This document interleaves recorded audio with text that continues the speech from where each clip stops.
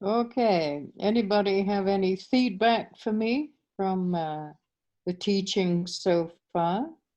Uhum. Alguém gostaria de dar um feedback para mim? Gostaria de apresentar as suas impressões e os seus comentários e questionamentos a respeito dos ensinamentos que foram apresentados até então? Alguém gostaria de falar algo? Eu tenho uma pergunta, mas não é exatamente sobre os ensinamentos. Uhum. I have a question, but it's not about previous teachings. Mhm. I want to ask Annie, what is the meaning of prostrations and how do they help in the path? Perguntando para a Annie qual é o significado das prostrações e como elas ajudam no caminho.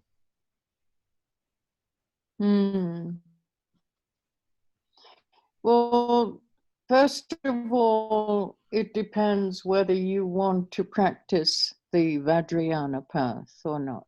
As far as Theravada and Mahayana, then they don't emphasize doing prostrations or preliminary practices. But if you want to practice the Vajrayana path or the Tantric path, which depends also on the subtle energy body, then to remove the kind of obstacles that might arise, the prostrations help to unblock the subtle energy body, the channels and the chakras, so that if one wants to practice Vajrayana further or in depth, then one has a good foundation. So when we do the prostrations, then it helps the energy to flow more freely. It helps us as far as refuge and motivation. It helps us to be more centered in our refuge and have a clear motivation as to why we're practicing. And as I said, the whole movement of the prostrations, the long prostrations, it helps to really free the energies which are now blocked in our energy body. And this is why we have a lot of distraction, because we're always getting lost in our thoughts because of the what we call the lung, the subtle energy is not flowing freely. So when we do the prostrations over and over, it really helps things to flow more freely, so that when one sits, one can really sit without all the usual distraction and obstacles that one would have if one's energy body is, the energy is not flowing freely.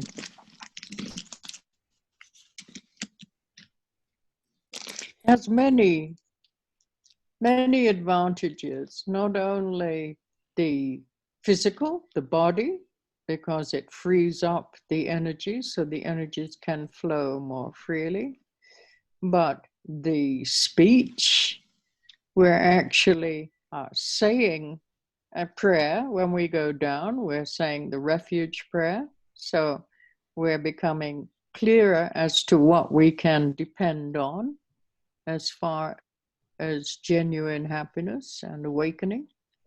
And when we come up, then we say the bodhicitta prayer, from now until enlightenment, I will work for the benefit of others. So that keeps you focused because you're actually involved with the speech, and with the mind, you're actually involved in doing the mental visualization, which helps shamatha. It helps you to be more focused and to develop a kind of relaxed, clear focus, which is very useful when it comes to doing any other practice. So your body, speech, and mind is involved in the prostrations, not just the body.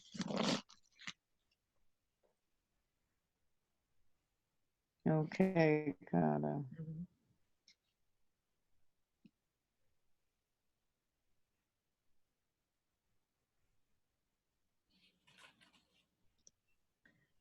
Então, a, a, a prática de prostração depende se você quiser realmente seguir no caminho Vajrayana ou no caminho tântrico. Então, se você quiser seguir por esses caminhos, é extremamente importante que se façam as prostrações.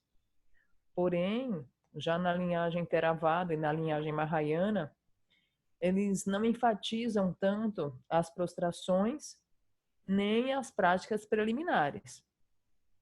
Mas as prostrações, elas trazem inúmeros benefícios. Um primeiro deles diz respeito ao nosso corpo de energia. Porque a prática das prostrações, elas permitem o desbloqueio dos canais sutis de energia.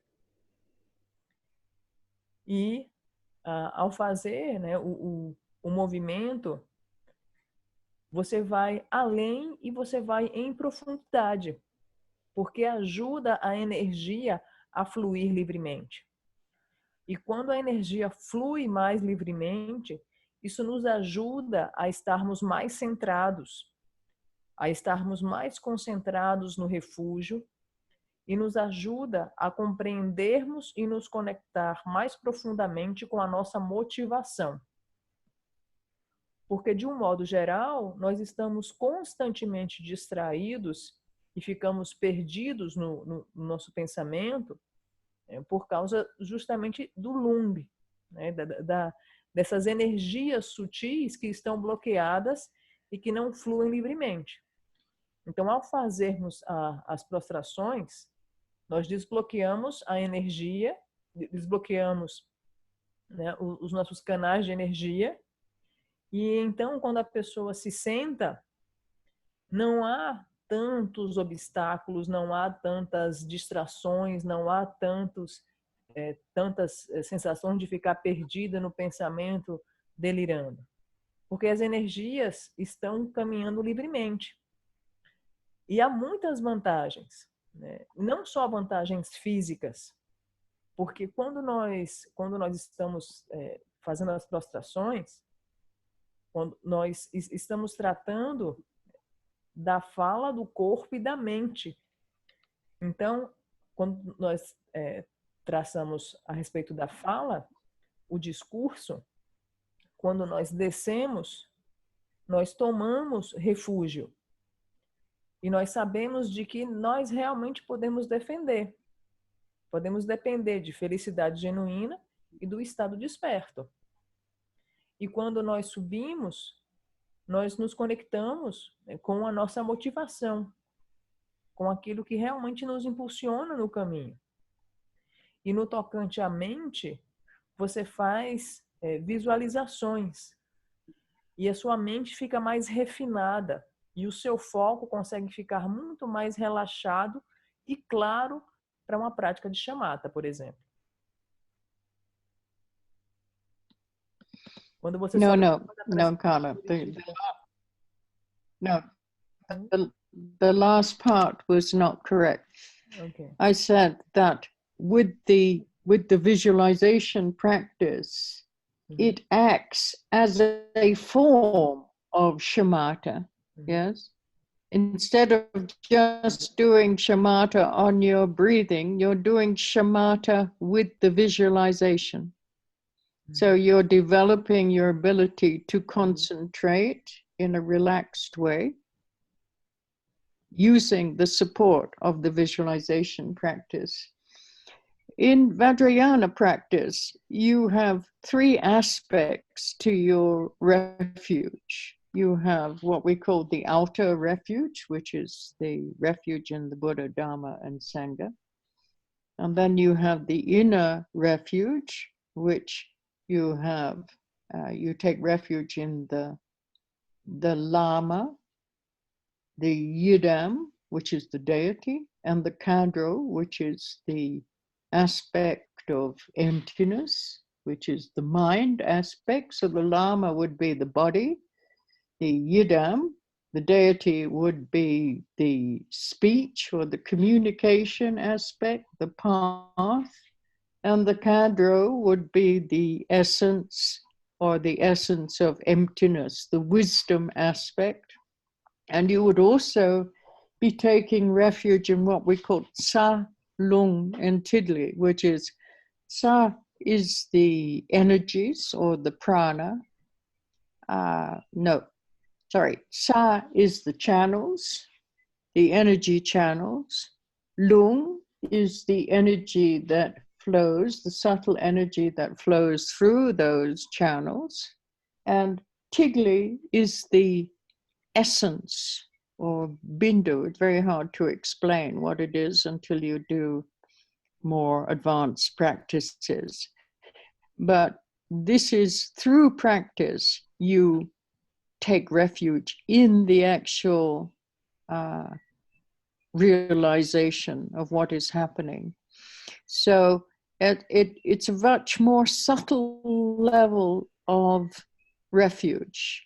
And so in order to really appreciate how the energy body works in relationship to your mental processes, then we do the prostrations to really free the energy so that we can move from the gross body, which we know now, to the subtle body that we don't know.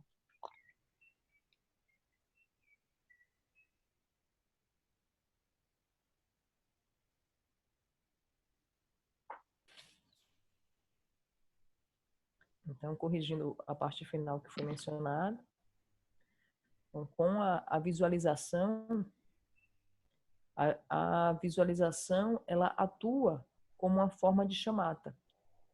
Porque em vez de você se concentrar na respiração, no inalar e exalar, você desenvolve a habilidade de se concentrar usando a visualização como suporte. E é importante também ressaltar que há 3 diferentes tipos de refúgio. Há esse refúgio exterior, que nós dizemos, temos refúgio no Buda, no Dharma, na Sangha.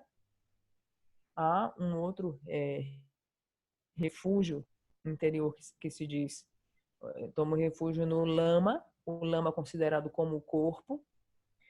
Idam, que é considerada a deidade, a fala, o aspecto da comunicação, o caminho. E tomo refúgio em Kadro, que é a essência da vacuidade, que é a essência da sabedoria.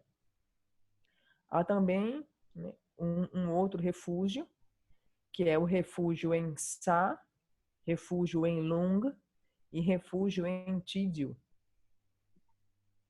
Então, em Tigli. Em Tigli. Então, refúgio em Sa, o Sa é a energia do canal. Refúgio em Lung, o Lung é a energia que flui pelos canais. The Sa is the, wait. The Sa is the channels. Então, o Sa são os canais. Are the channels themselves, the energy channel. Yeah, okay. The lung or prana is the energy that flows through these channels, the subtle energy that flows through the channels. And the tigli or the bindu is the essence, the very subtle essence of our being.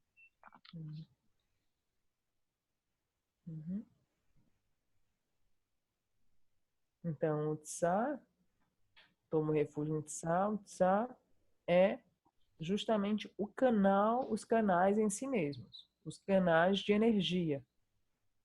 O Lung é a energia sutil que flui pelos canais. E o Tigli, que é também chamado de Bindu, é a essência sutil das energias, a essência sutil do nosso ser.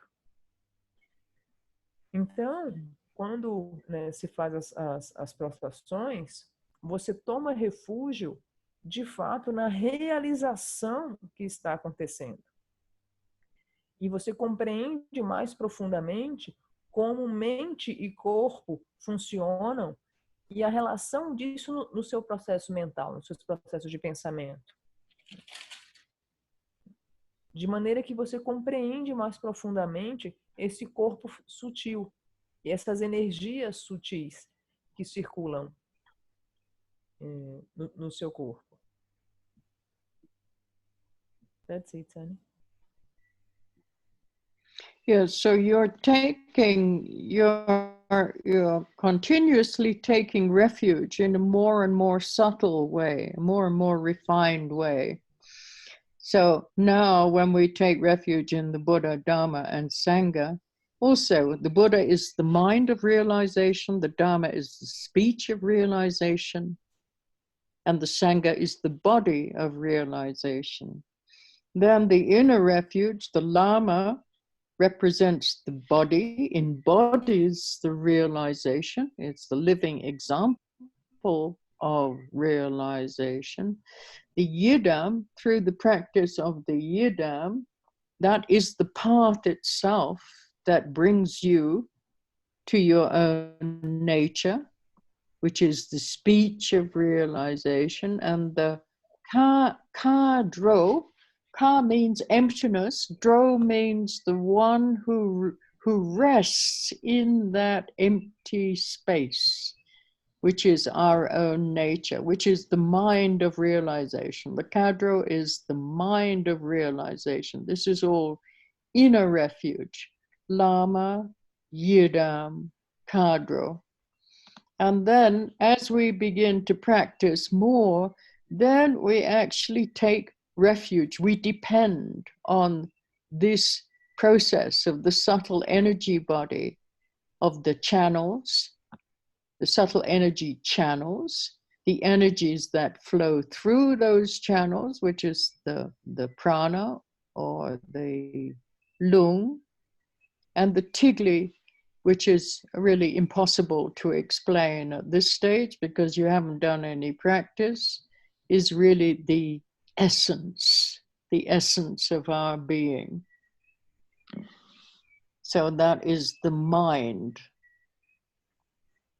So the Sa, the channels, would be the body.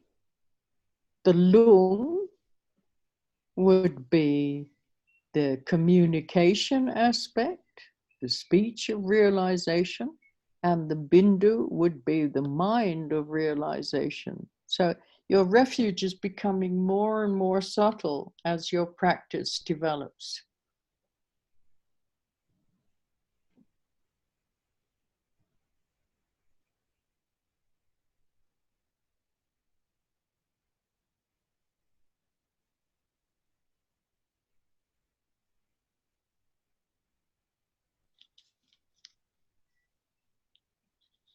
Okay, Carla. Então, né, com a prática das prostrações, o que está acontecendo? O que está acontecendo é que você está continuamente tomando refúgio. Continuamente tomando refúgio. De maneira que essa prática de tomar refúgio vai se tornando cada vez mais sutil e mais refinada. Inicialmente, né, passa pelo refúgio externo, né, pelo refúgio no Buda, no Dharma e na Sangha. Buda, nesse aspecto, deve ser considerado a mente da realização. O Dharma é a fala da realização. E a Sangha é o corpo da realização. Quando se passa para o refúgio interno, quando se diz toma refúgio no Lama, em Idam e em Kadro, quando tratamos de Lama, o Lama é o corpo da realização. É a corporificação da realização. Idam é o caminho em si mesmo que lhe leva para a sua verdadeira natureza. E Kadro é a vacuidade. É a mente da realização. E também há o refúgio em Tsa, em Lung e em Tigli. Quando se toma refúgio em Tsa, nós compreendemos mais e mais profundamente que nós dependemos dos canais sutis de energia. Quando tomamos refúgio em Lung, nós compreendemos em mais profundidade, né? O Lung representa a fala e o Lung representa essa energia que flui, o prana. E o Tigli, o Bindo, é impossível explicar nesse estágio porque nós não temos muita prática necessária para compreender o que é Bindo, que é a mente da realização. De maneira que, ao praticar as prostrações, o refúgio vai ficando mais e mais profundo, mais e mais refinado, à medida que a sua prática se desenvolve. That's it, Tani. Yeah, so when we dissolve the visualization, we create the visualization, which is the development stage of Vajrayana, and then we dissolve the visualization into its own nature, which is the completion stage of Vajrayana.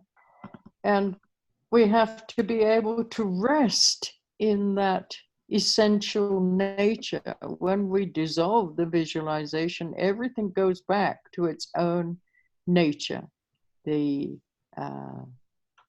nature beyond all our mental fabrication. And we have to be able to rest in that open, spacious awareness. Now, when the lung is agitated, when the prana is agitated, then this is the process of all us always getting lost in our projections.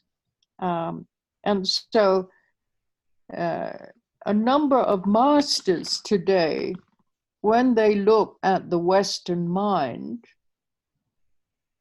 they consider that we essentially have lung problems. Our lung is agitated.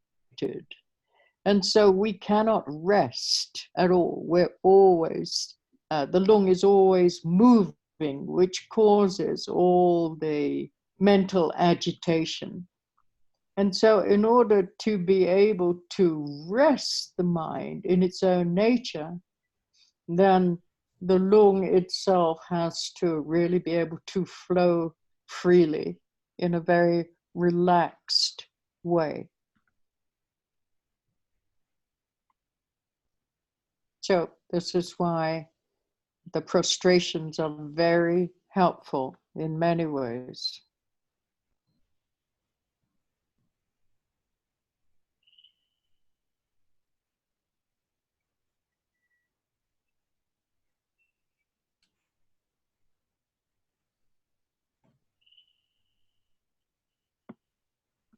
Então, quando nós praticamos no Vajrayana, nós criamos a visualização e nós dissolvemos a visualização em nós mesmos.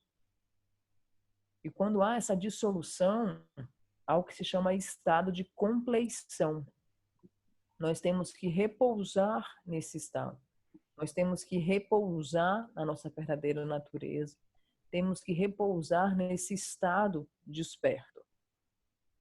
Quando o prana está agitado, quando o lung está agitado, nós ficamos completamente perdidos e identificados nas nossas projeções. Então, os grandes mestres nos ensinam que, essencialmente, no Ocidente, nós temos grandes problemas de lung. Nós temos grandes problemas de lung porque o lung está sempre agitado. Né? Nosso lung está sempre em movimento. E quando há esse movimento, essa agitação, nós não conseguimos nos aquietar, nós não conseguimos repousar a mente na sua verdadeira natureza. de maneira que para que possamos repousar a mente em sua verdadeira natureza, o lung deve fluir livremente, de um modo bem sereno, bem relaxado. E é por isso que as prostrações ajudam muito e de diferentes maneiras. That's it. Carla, I think I'm going to lose the connection shortly because the rain has started now. So we'll go on as long as we can. And then if there's no connection, then just wait for a while to see if the rain passes or not. Now, every time we have an interaction, every time we have dualistic fixation, there is movement in the lung. The lung is not flowing freely. This is why disease, the essential cause of our disease, which means not at ease, is basically our attachment to the way that we see the world around us. So this causes imbalance in the subtle energy body, which in turn causes problems with the blood circulation, the digestion, our movement, our growth, our thought process. This is all coming from prana, an imbalance in the prana. So the more we allow the energies to flow more freely, then the mind and the body benefit in many ways.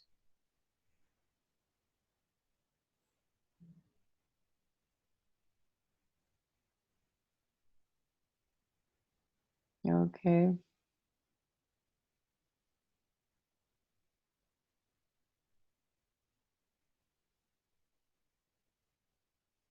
Toda vez que nós temos interação, toda vez que nós temos a fixação dualista, o lung se movimenta. O lung se agita. O prana se agita em nós. E essa agitação é a causa de todas as nossas enfermidades, todas as nossas doenças.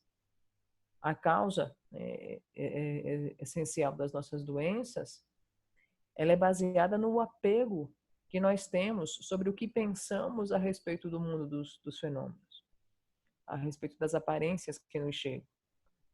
E o lung, essa energia sutil, o prana, ele tem intensa relação com vários processos do nosso corpo físico.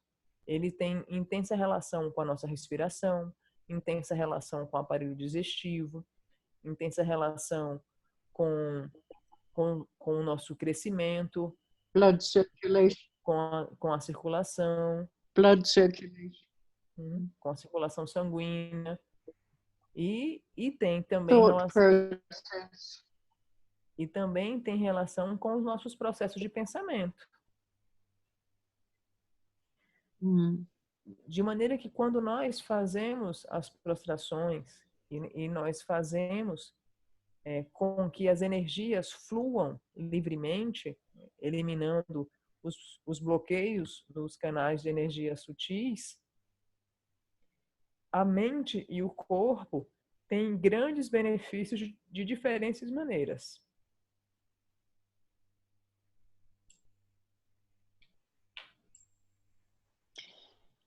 We begin to experience bliss. Now, for us at the moment, this bliss is so abstract, we have no idea, because we have no connection with the subtle energy body.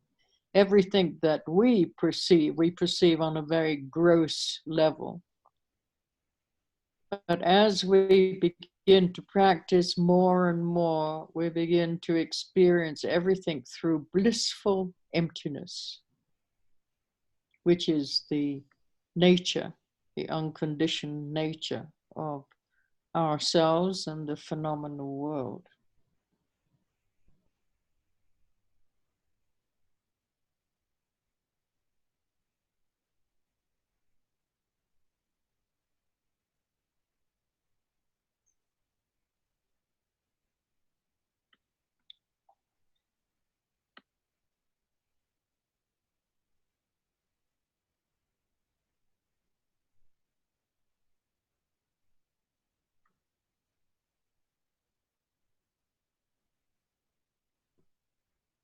Então, a partir do momento em que nós vamos tendo essa prática e vamos permitindo que essas energias fluam livremente, nós começamos a experienciar o êxtase.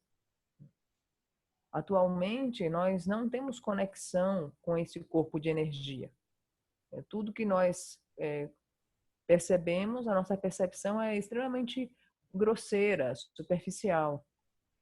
Mas a partir do momento que nós realizamos as práticas e passamos a perceber mais o nosso corpo como corpo de energia, nós passamos a perceber o mundo como uma conexão de êxtase. E passamos a perceber o mundo através dessa natureza não condicionada de nós mesmos e somos capazes de nos conectar com essa natureza não condicionada do mundo dos fenômenos também. Então, ter essa conexão com o corpo de energia sutil vai nos auxiliar muito.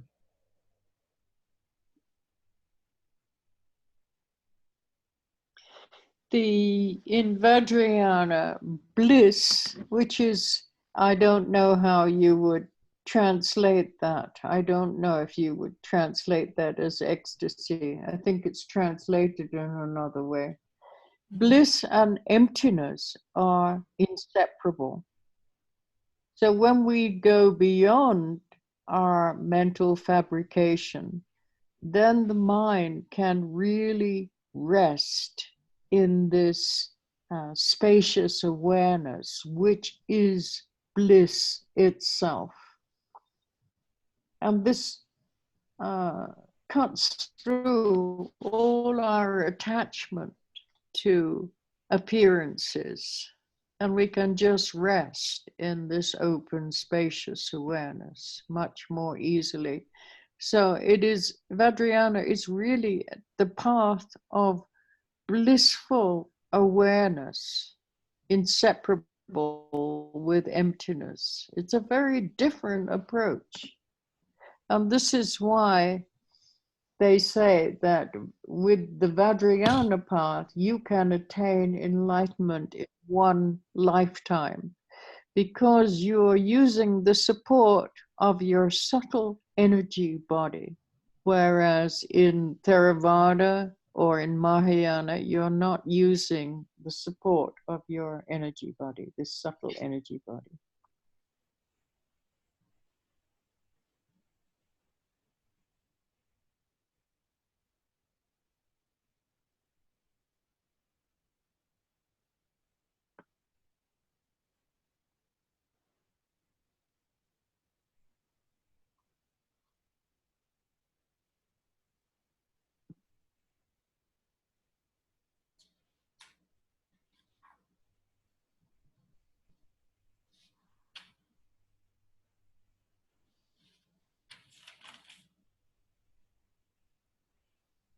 Então, quando essa experiência de êxtase, como bliss em geral a gente traduz como êxtase, mas a gente está mencionando que bliss também é traduzido de outras formas, né? Beatitude, felicidade, bem-aventurança, alegria, há outras traduções para o termo bliss.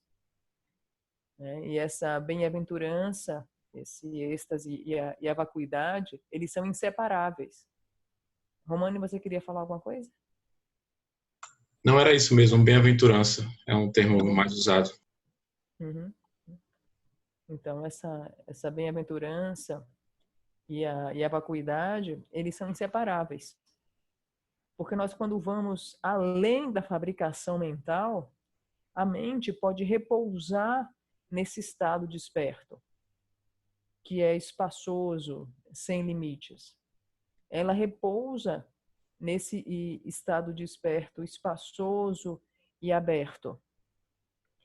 E quando nós tratamos do caminho Vajrayana, o caminho Vajrayana é o caminho da consciência desperta e em êxtase, da consciência desperta e da bem-aventurança. É por isso que no Vajrayana se diz que você pode alcançar a iluminação em uma única vida, porque você vai usar como suporte o corpo sutil de energia, o corpo de energia sutis.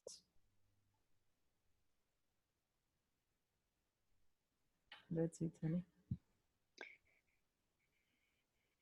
Okay, Romani, you know, is this okay for you? No, the answer? Yeah, so yes, Annie, it's very good. Thank you. All right, yeah. Annie, So there's many benefits to doing prostrations. It's not just a physical exercise. No?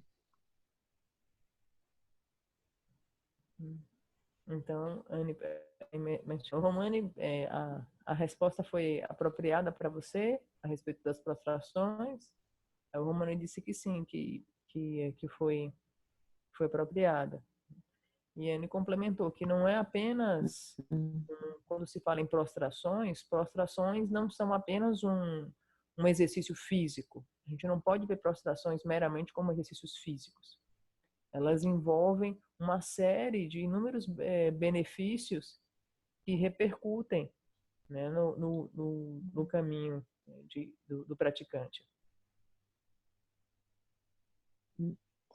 His Holiness Dujin Rinpoche, he always used to say that the preliminary practices are more important than the main practice.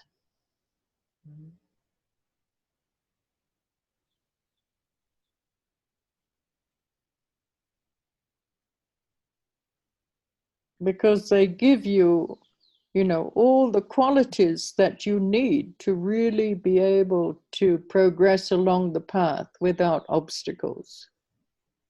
Otherwise, we have so many obstacles that we have to deal with.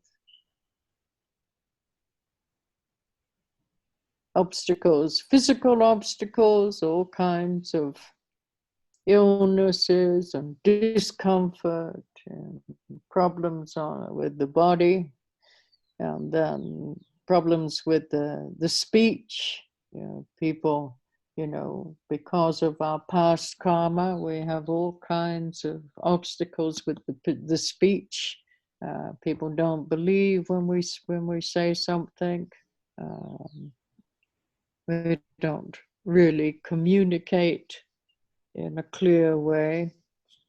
And the mind, we're constantly distracted by this and that all the time.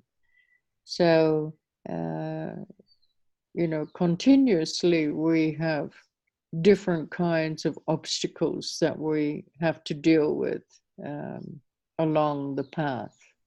So when we do the preliminary practices, then we can be more focused and really progress at a much, I suppose, much more profound type of progress than we usually experience, which at the moment is quite superficial progress. You know, we don't put our mind, we don't really focus our mind in practice in our daily life. You know, our practice is very sporadic.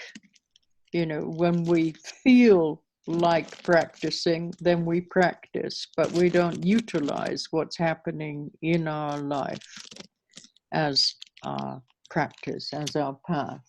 And so then we don't really progress so fast, because most of the time we're distracted. We're getting lost in our projections, and we don't see how to utilize what is happening in our life as our path. Just so distracted. We think something and we get lost in our stories. And then, you know, it takes quite a while to come back to what is beyond the stories, what is beyond the projection. Yeah? We have to keep reminding ourselves of the baby-like attitude over and over again, so we don't get lost in identifying with what we're thinking all the time. Because if we're really honest, the majority of our day is we're lost in what we're thinking. We're identifying with whatever we're thinking.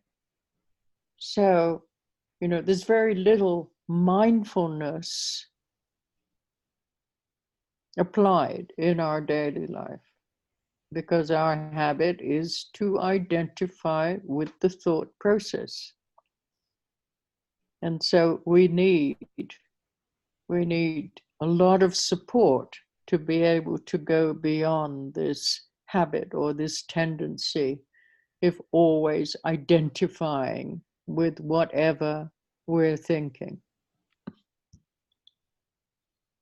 So the preliminary practices are the support that really helps us to develop, or what we call the language we use is to establish the view. And the view is the way that the awakened mind sees. The view is this baby-like attitude.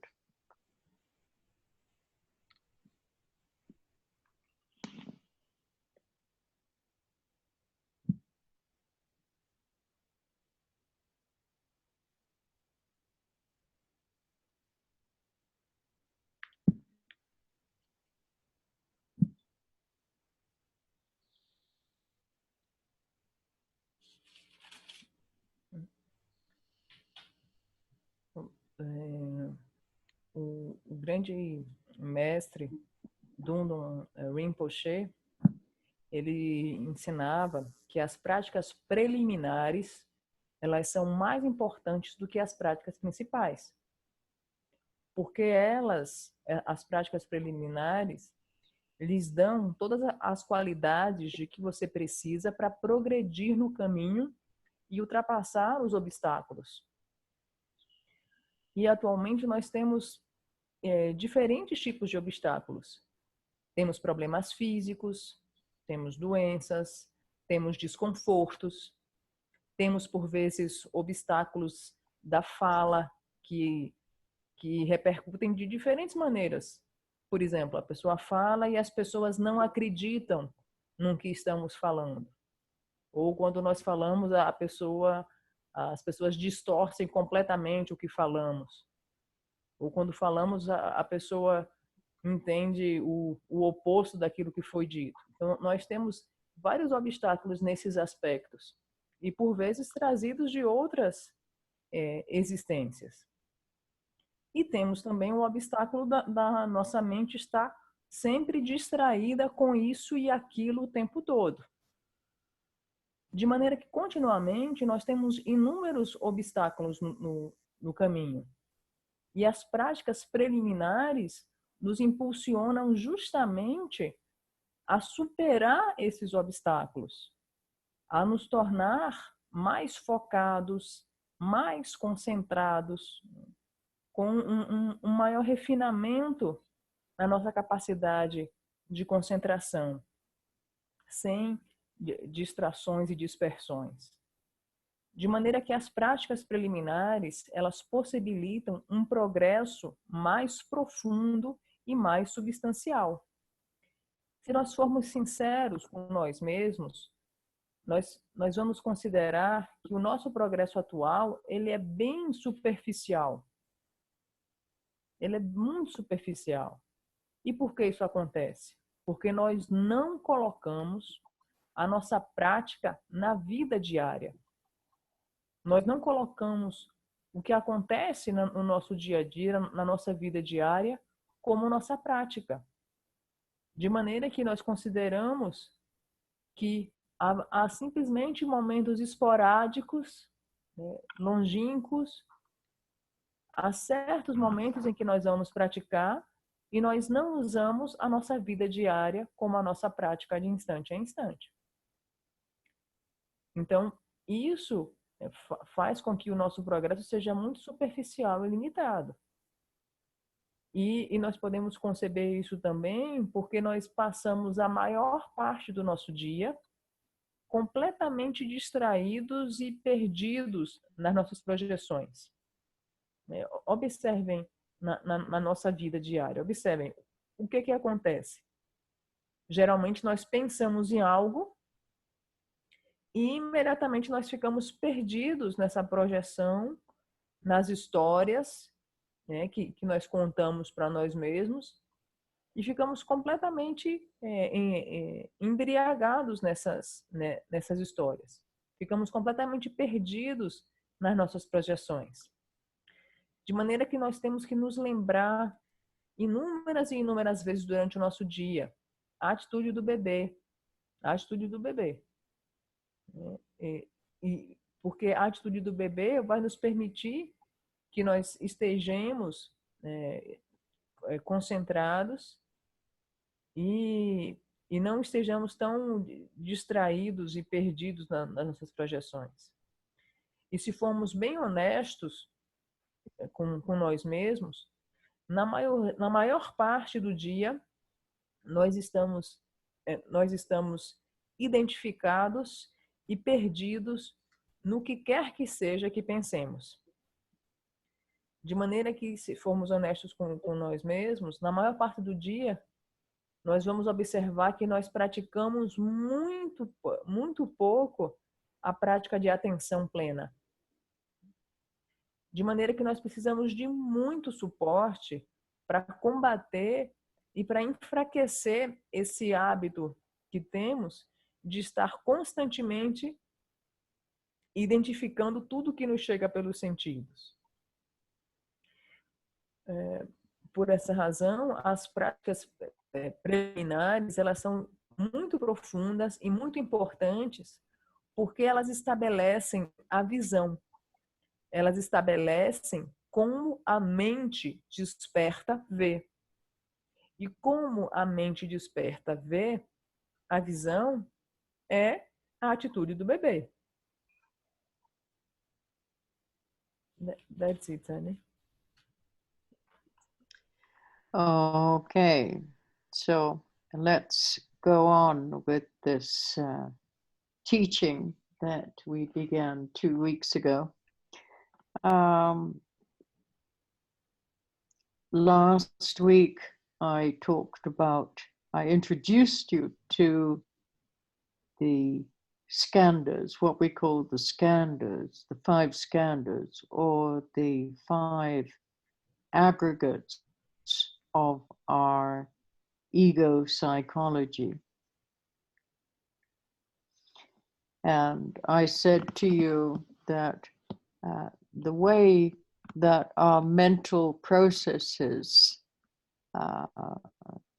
generate our ego psychology, that is the idea that there is self and other than self, our dualistic fixation, is perpetuated by this process that is based in the 5 skandhas.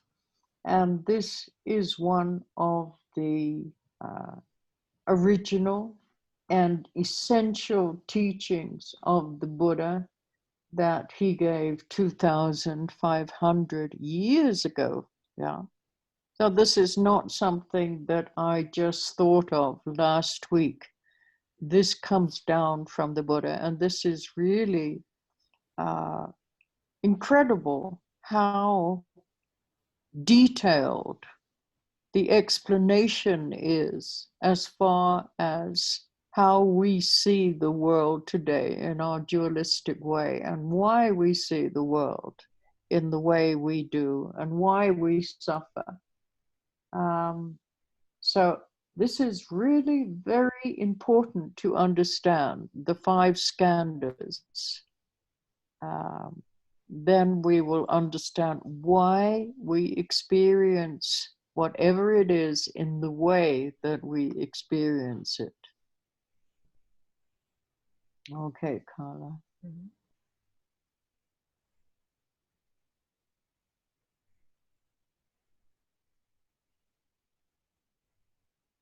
Então vamos continuar mais um pouco sobre o que nós começamos a estudar há 2 semanas atrás. Eu introduzi para vocês os 5 skandhas, os 5 agregados da psicologia do ego. E apresentei para vocês o modo que nossos processos mentais geram a psicologia do ego através da fixação dualista, do self e do outro além do self, do eu e do outro além do eu. E apresentei para vocês como essa fixação dualista se perpetua pelo funcionamento dos skandhas. E é importante ressaltar que esse tema não é algo que eu estudei na semana passada, não é algo que chegou até mim na semana passada. É um ensinamento muito profundo que vem de 2.500 anos atrás. O Buda apresentou esse ensinamento de uma maneira extremamente detalhada e profunda, que nos leva a analisar com riqueza de detalhes por que nós vemos como nós vemos, por que nós sofremos e por que nós experienciamos do modo que nós experienciamos. That's it, Annie. Okay, so the 5 skandhas present a complete picture of ego. And according to Buddhist psychology, the ego is simply a collection of skandhas or heaps of conditions. But actually, there's no such thing as ego. It is a brilliant work of art, a product of our intellect, and then on the basis of these 5 skandhas, we say, well, let's give all this work of art a name, and let's call it I. And that I is the label that unifies this disorganized and scattered process into one entity. It's very clever. When we talk about I, we identify it as one thing. But when we take a microscope, a psychological microscope to this mental processes, we will see that this idea of I is based on so many different conditions coming together, not just one thing. There's no such entity as I. Okay, Carla.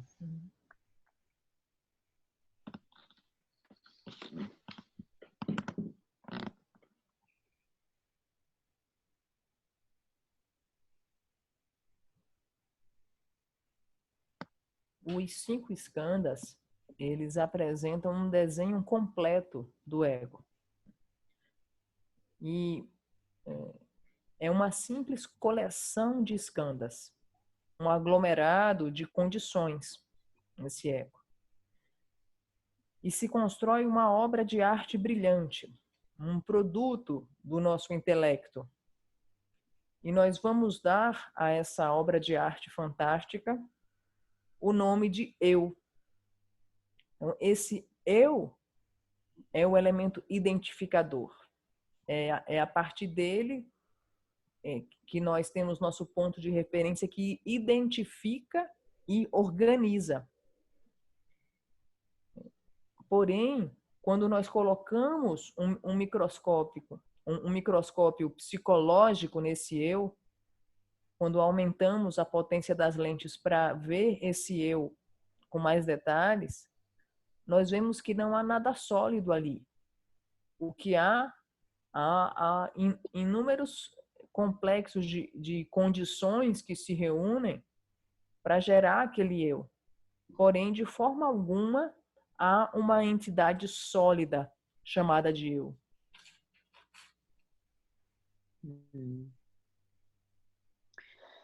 Now, we're talking about the path of individual salvation or individual liberation here.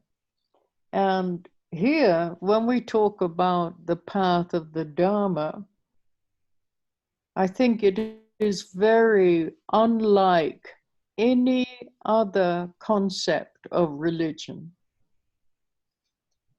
Because our usual concept of religion is it is something separate from our daily life, from our secular life.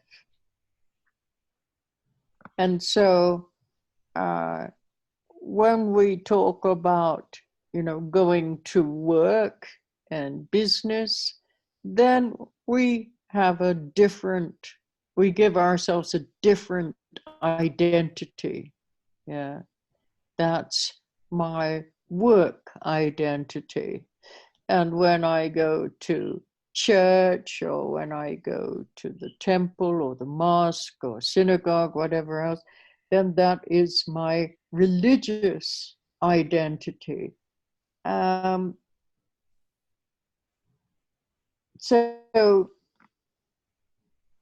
we assume different identities, but we don't integrate our religion into our daily life. Whereas when we talk about the Dharma, you only have one identity, and that identity has no identity. Yeah?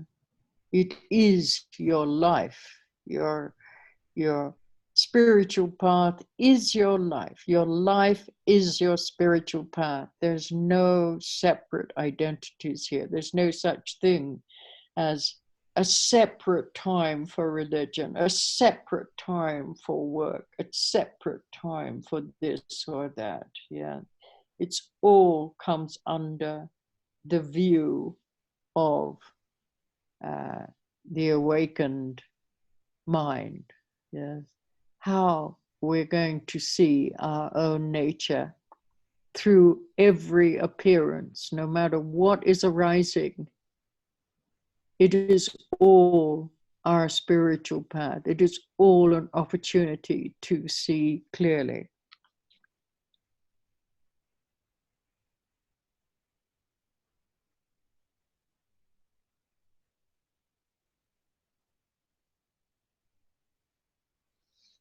Okay, Carla. Mm-hmm.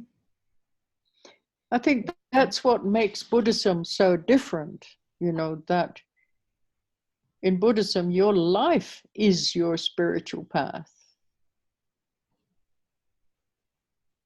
not separate, not something different. Whatever is happening, whatever is appearing, is your path. But whether you take that opportunity to see its true nature, that's up to you.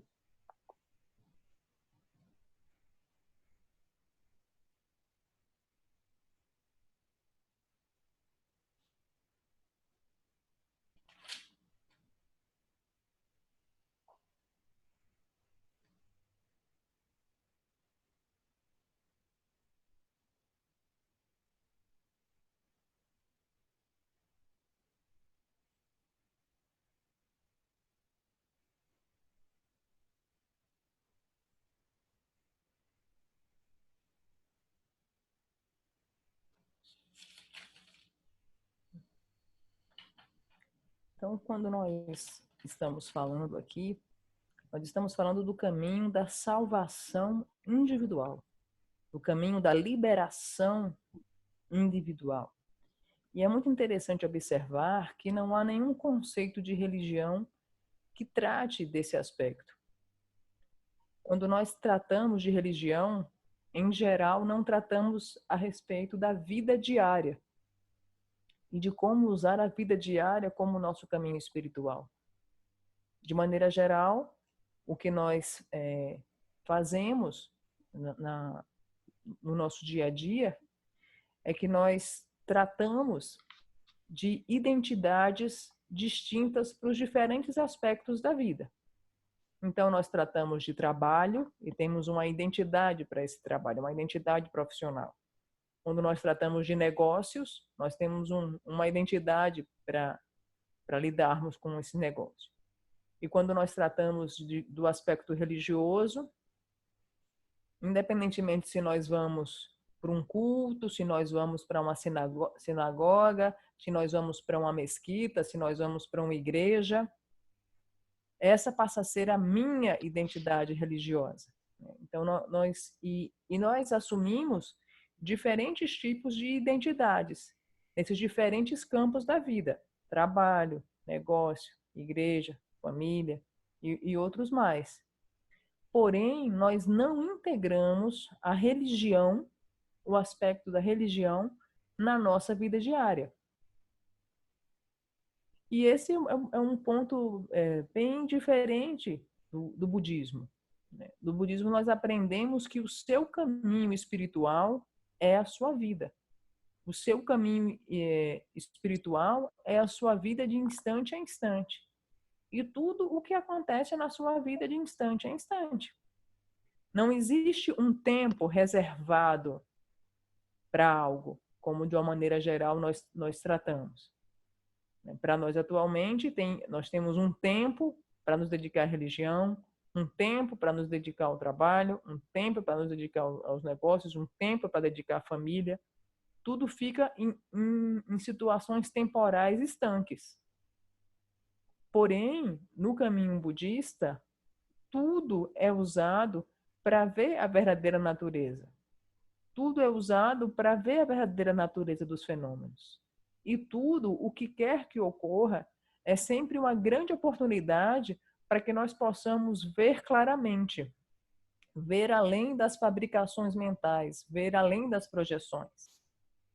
E é isso o que faz o budismo ser tão diferente. Porque no budismo se diz que a sua vida é o seu caminho espiritual. O que quer que esteja acontecendo, o que quer que esteja aparecendo, é o seu caminho. Mas ver a vida como um instrumento, como uma oportunidade para nós vermos a nossa verdadeira natureza, vai depender de você. Depende de você se você vai conseguir ver a vida e ver o que quer que surja como uma grande oportunidade para você ver a sua verdadeira natureza e a verdadeira natureza de todos os fenômenos. That's it, Tani. The Theravada path of individual liberation or salvation is based on the desire to develop peace and tranquility within ourselves, and also to prevent actions that are harmful or possibly harmful to others. And on this basis, then you enter into various disciplines. And we're going to go into this later. The disciplines of the Theravada path is what we call the Eightfold Path. And one of these disciplines is taking the refuge vow. Really being clear about what you can depend on and what you cannot depend on as far as realizing genuine happiness or true liberation. Yeah. So the refuge vow is your entry into the Buddhist path. until you have taken refuge, not just from the mouth, but from the heart, you can't say that you are on the Buddhist path because you're depending on everything that is not dependable. And what is your only source of refuge, which means what is really dependable, you don't depend on. So you have to be clear what you can depend on and what you cannot depend on as far as a path to liberation. Yeah? What can bring about the realization of liberation and what cannot? Until you're clear, how can you really commit to following a path? You're just playing a game, but you say one thing with your mouth, I take refuge in the Buddha, Dharma, and Sangha, but you're not depending on the Buddha, Dharma, and Sangha. You're depending on everything else other than the Buddha, Dharma, and Sangha. So you're not really even on the path. Sorry, but this is true. Okay, Carla.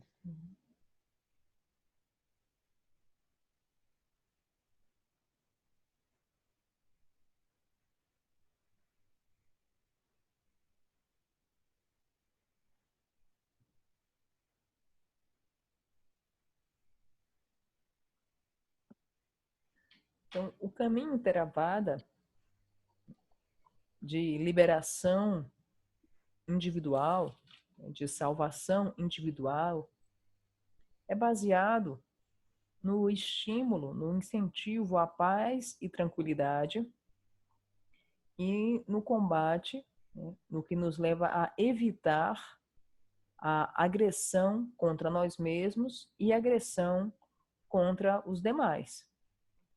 E para se realizar isso, é necessário seguir várias disciplinas. Várias disciplinas que são apresentadas. Carla, not aggression, harmful. Uhum. Que machuca. I think that's not the right word.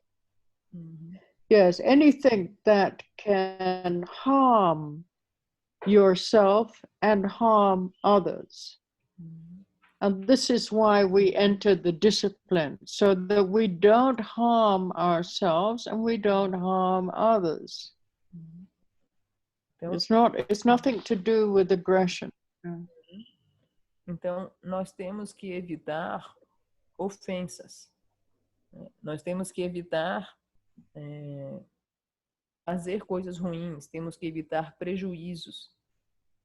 Temos que evitar machucar a nós mesmos e machucar e machucar aos demais. Isso não tem a ver com agressão. Então, a Ana está fazendo uma correção, que a palavra correta não é agressão. É evitar ofensas e danos contra nós mesmos e contra os demais. E para isso, para estimular a paz e a tranquilidade e evitar ofensas e danos a nós mesmos e aos demais, se deve seguir várias disciplinas. E uma delas, em especial, é que se deve tomar voto de refúgio. Mas tomar um voto de refúgio com todo o coração, com toda a inteireza, e não só da boca para fora. E tomar refúgio implica em realmente se conectar e ter clareza de que nós podemos depender para alcançar a realização. De que nós podemos depender para encontrar a felicidade genuína e a liberação verdadeira. Até que você não tome refúgio, você não estará no caminho budista. Porque até que você não tome refúgio, você não tem a clareza de que você pode depender e de que você não pode depender. Então, é necessário tomar refúgio e nessa tomada de refúgio você vai se questionar o que pode trazer a realização, o que pode trazer a liberação verdadeira. Então, você tem clareza de que você pode depender. E você faz o voto de coração. Contudo, em geral, a maioria de nós faz esse voto da boca para fora. Não tem a menor dimensão do que tomar refúgio significa. E não sente isso internamente. Porque, em geral, de que é que nós estamos dependendo para buscar a felicidade genuína? De que nós estamos dependendo para buscar a liberação verdadeira? Então, se nós analisarmos e formos sinceros com nós mesmos, nós vamos ver que nós estamos sempre dependendo de coisas externas, de elementos externos. E isso não é tomar refúgio na sua profundidade e inteireza. Eu sinto muito estar falando isso para vocês, né? Eu lamento muito, mas é verdade. Nós tomamos refúgio da boca para fora. That's it, Tani. No, I don't like to use the term Hinayana because it's used in a kind of derogatory way, and it shouldn't be used that way. Hina means lesser vehicle or more narrow approach. I prefer to use the word Theravada. Thera means old or original teachings of the Buddha. The Mahayana teachings came much later after the Buddha had passed into parinirvana, and the Vajrayana was another interpretation.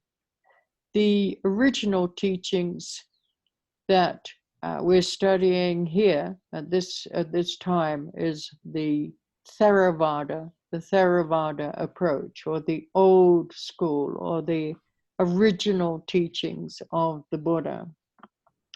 Now, in order to study the Theravada teachings, or we could say the Buddha Dharma in general, we need to let go of theism. Now, for those of us who were brought up in Christianity, in Judaism, in most religions, we have an idea of a superior being, an almighty God. Now, in Buddhism, we have to let go of this idea of theism. Otherwise, we can't study Buddhism. So you might think that non-theism might be a reaction against spirituality, and that there's really no hope in that kind of approach. But people who have given up the theistic approach to religion and spirituality still feel a quality, or what could be termed a kind of magical power. They feel it is possible to practice and study and to develop strength or power over their situation. When you see that such non-theistic practitioners are becoming more sane, more calm, then you may begin to suspect that in fact something good is actually happening here in this transformation, which doesn't need a theistic approach. We don't need to believe in a superior power, a savior.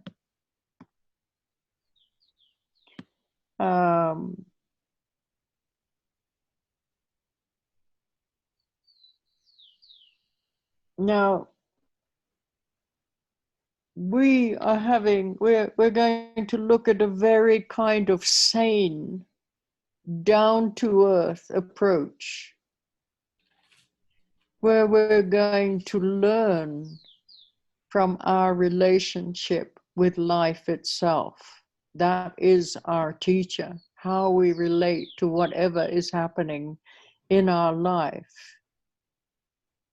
is what is going to awaken us to the true nature of ourselves and the phenomenal world. We don't need to believe in a superior power that is going to do this for us. This is what I call a very down-to-earth, kitchen sink approach to a spiritual path. Whatever is happening is your spiritual path. Whatever you feel, whatever you think, whatever you see, whatever you hear, whatever you taste, this is your spiritual path. You don't need to depend on a superior being or an almighty something or other to save you. So this is what you have to understand about Buddhism. It is non-theistic. You have to let go of your ideas about God or a savior or something more powerful than you yourself. You have to take responsibility for your own experience of life. All the happiness and all the unhappiness are mental processes are generating whatever the experience. So we can't blame a God and we can't depend on a God for our liberation. We have to take responsibility. It is our mental processes that is creating our experience, no matter what is happening. Okay, Carla. Uhum.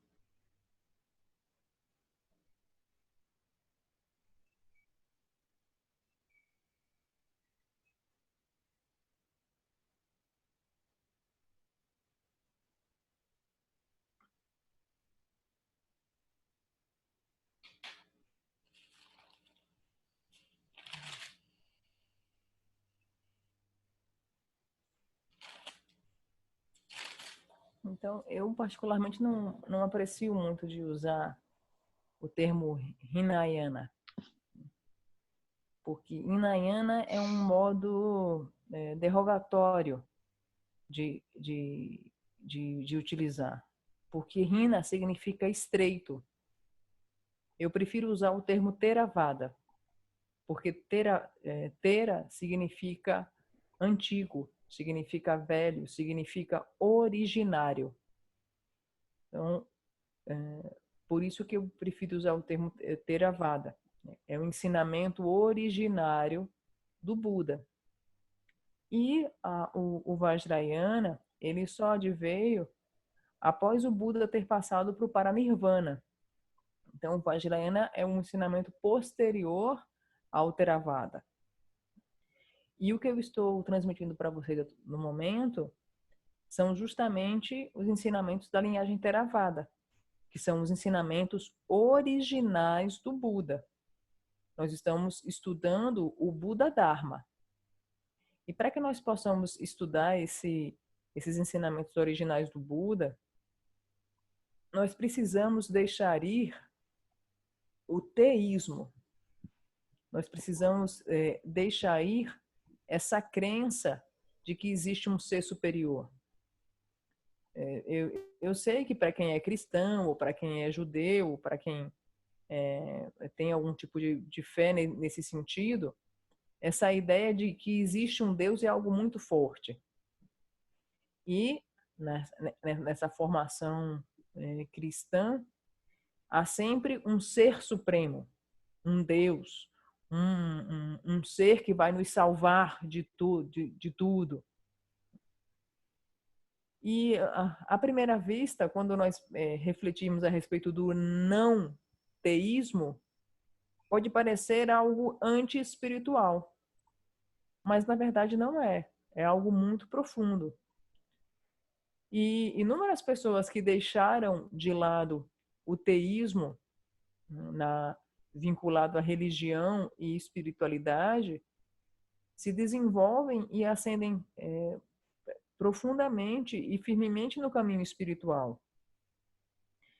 Porque é possível acreditar no nosso poder interior para se sobrepor às situações. À medida que se pratica e se vai tornando alguém mais sereno, mais calmo, algo bom realmente está acontecendo aqui. E nós não precisamos da abordagem teísta. Não precisamos de um poder supremo, de um salvador. De maneira que eu vou apresentar para vocês aqui uma abordagem bem terrena, bem pé no chão, que diz que o nosso caminho espiritual diz respeito a como nós nos relacionamos com o que quer que surja na nossa vida. E é isso que vai nos despertar para a nossa verdadeira natureza e para a verdadeira natureza dos fenômenos. É isso que vai permitir que nós possamos ter a visão da nossa verdadeira natureza e a visão da verdadeira natureza dos fenômenos.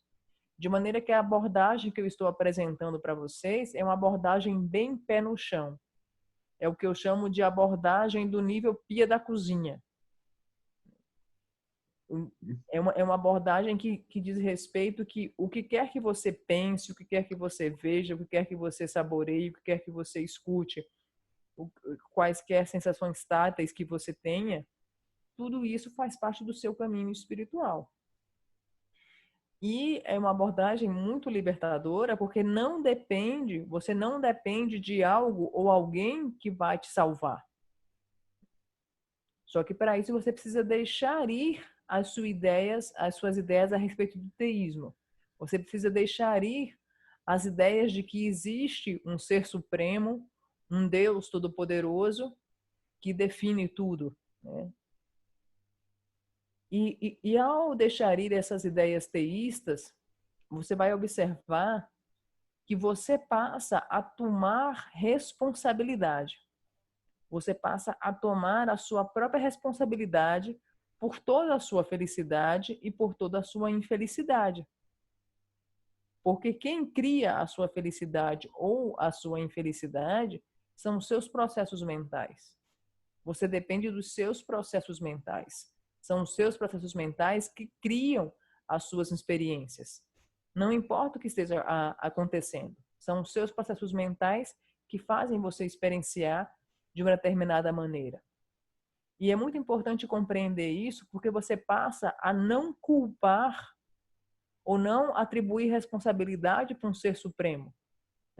Não passamos mais a dizer, essa coisa horrível aconteceu comigo porque foi Deus que quis. Ou essa coisa maravilhosa aconteceu comigo porque foi Deus quem quis. Nós não atribuímos responsabilidades para outros. Nós tomamos a nossa própria responsabilidade sobre toda a nossa felicidade e sobre toda a nossa infelicidade também. Nós somos os responsáveis. That's it. Oh, my goodness, my rat just ran over my foot. That was a surprise. Meu Deus do céu, o meu ratinho acabou de passar aqui nos pés. Meu ratinho de estimação acabou de passar aqui nos meus pés. Isso foi uma grande surpresa.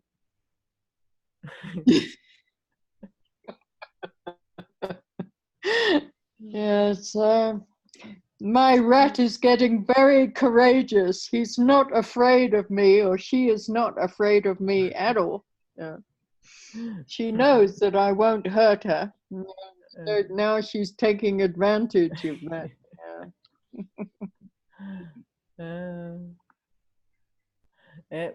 Esse meu rato... Go ahead, Dani. Yes, Edenice bought me a rat trap, but she won't go in it at all. She's too intelligent to go inside the rat trap. Yeah.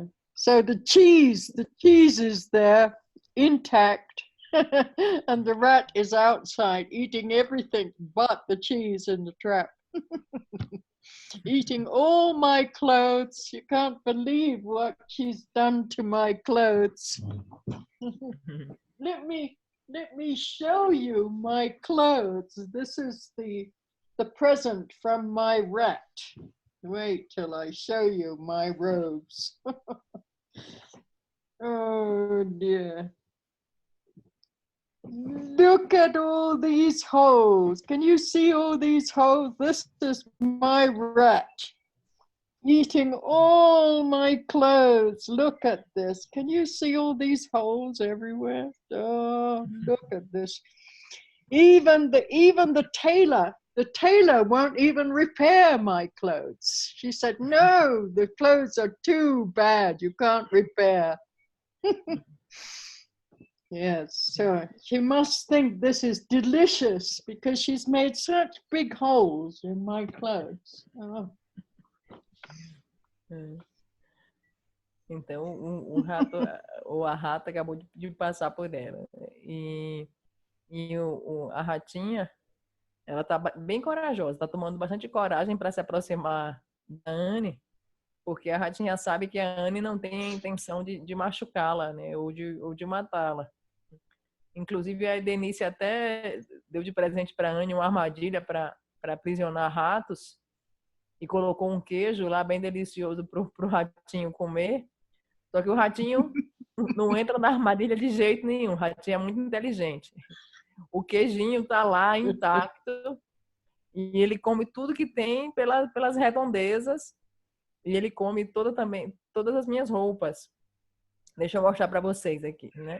Essas minhas roupas aqui, essas minhas roupas monásticas, o ratinho, tá vendo esses buracões aqui, né? Foi o ratinho que devorou as roupas. Ele deve achar essas roupas deliciosas.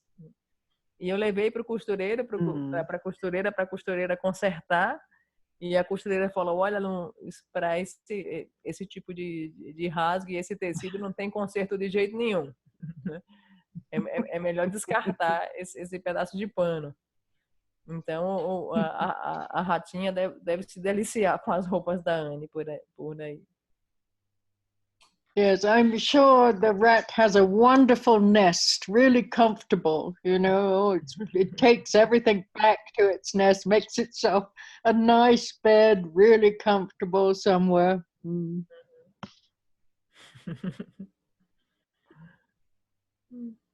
Então, a Anne tem certeza de que a ratinha deve ter um ninho maravilhoso, né? Deve ter um ninho muito legal, muito confortável, né? Muito aconchegante, que fica escondido por aí. Mas eu tenho certeza que essa ratinha tem esse ninhozinho por aí. It's interesting because in the Chinese astrological calendar, I am a rat. Yes, I'm a water rat. And wherever I live, it's always rats come too. And usually first comes the rats and then come the snakes. But here I don't have problems with snakes. I just have problems with, I don't know how many rats live here with me, but maybe it's just one active rat. I don't know.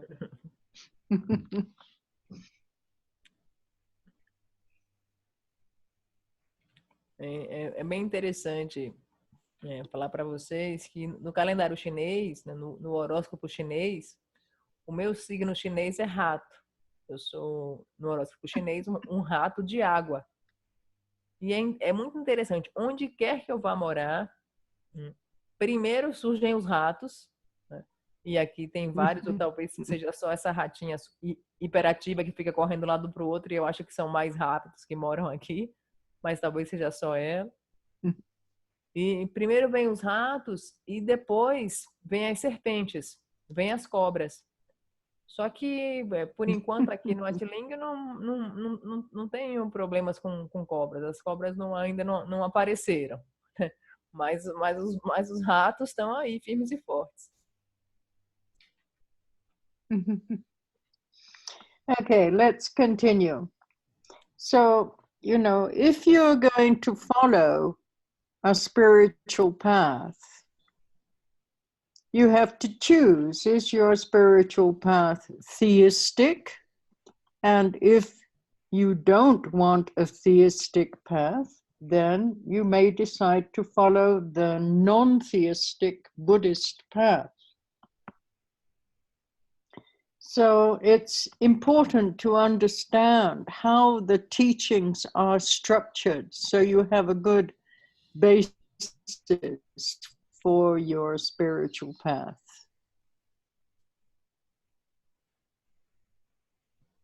Okay, Kana.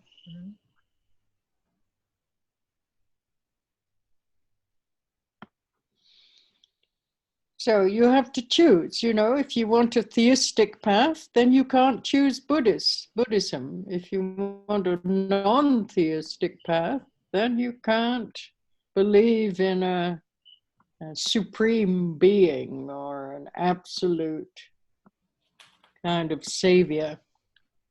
That's not the Buddhist path. The Buddhist path is non-theistic. You have to take responsibility for your own experience. You can't blame anybody, and you can't depend on another being. You can't say it's God's will, yeah.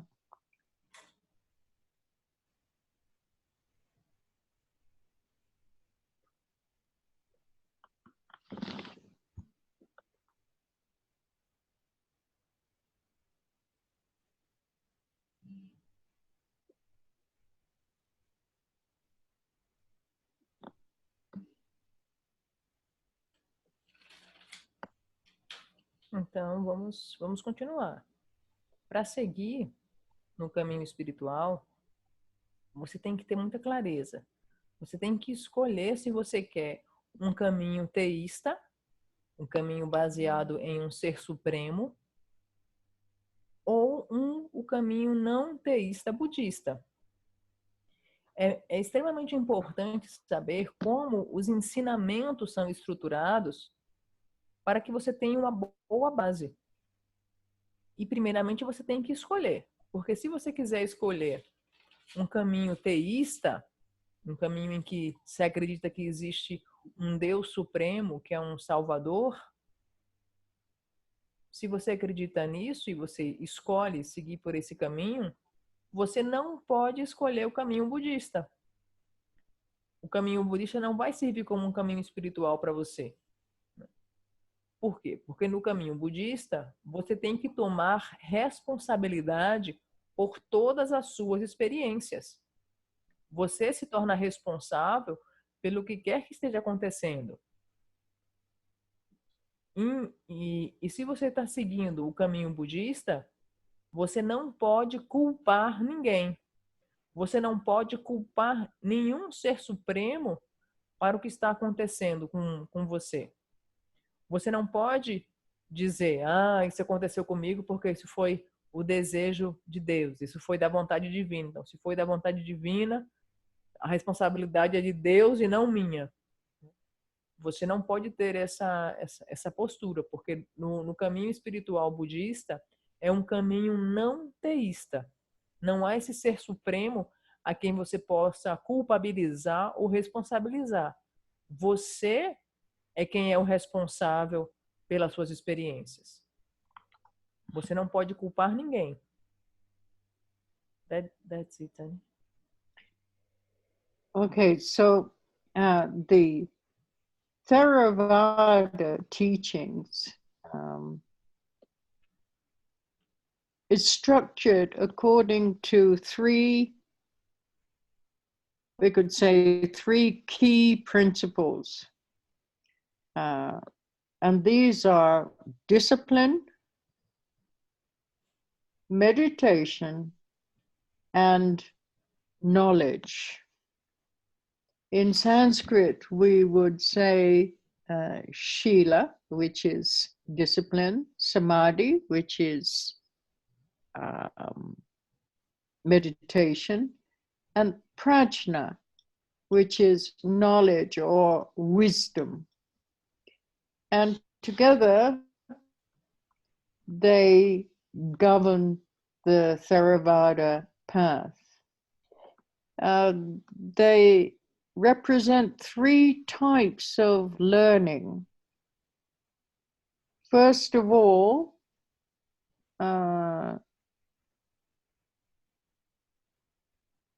we need to trust in oneself.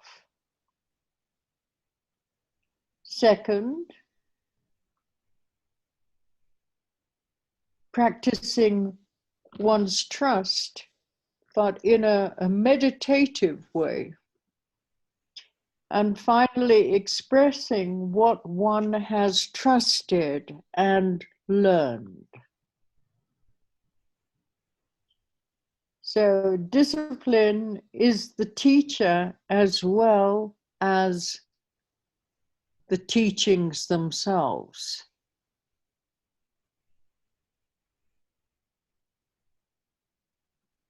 So discipline is the teacher as well as the teachings, the Buddha as well as the followers of the Buddha.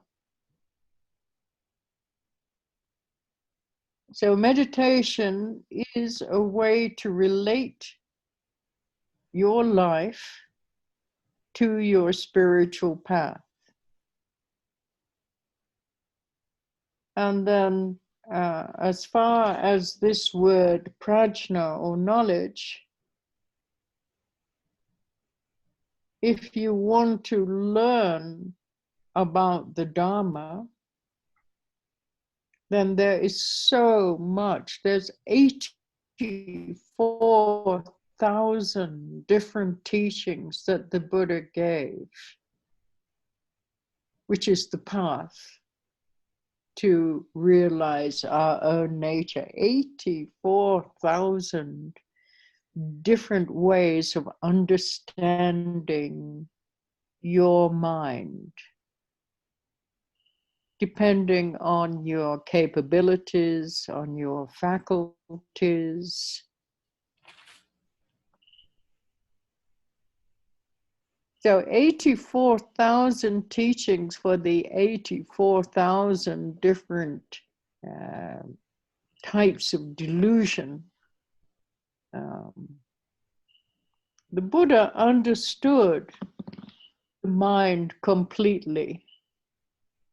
Every aspect of our mental processes he could see in detail as to what kind of psychological conditions, when we practice certain psychological conditions, what kind of results, psychological results will result.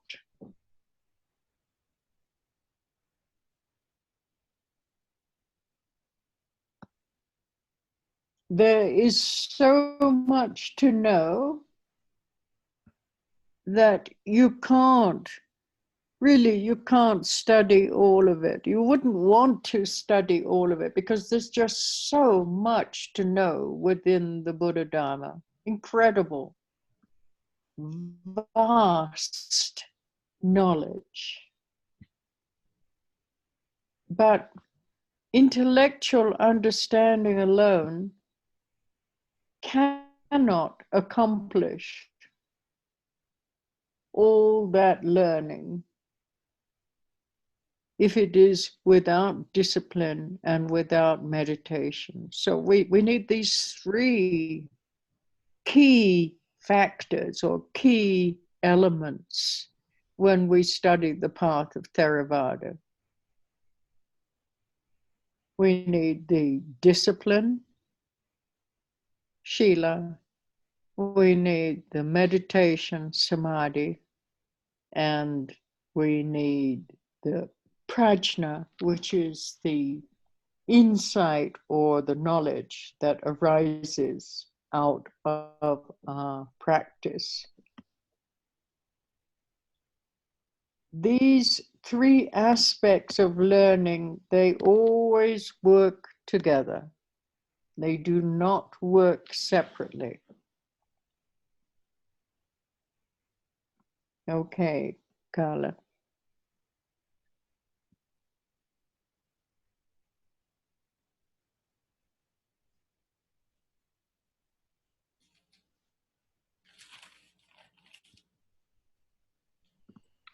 Os ensinamentos Theravadas, eles são estruturados em 3 princípios chaves: disciplina, meditação e sabedoria, o conhecimento. Em sânscrito, disciplina é denominada shila. Meditação é denominada samadhi. E conhecimento ou sabedoria é denominado prajna. Os 3 juntos conduzem os ensinamentos Theravada. E os 3 juntos representam os 3 tipos de aprendizado que precisam ser cultivados para avançar no caminho. E, em primeiro, você precisa desenvolver confiança em si mesmo. Em segundo, você precisa praticar através da meditação esse desenvolvimento da confiança.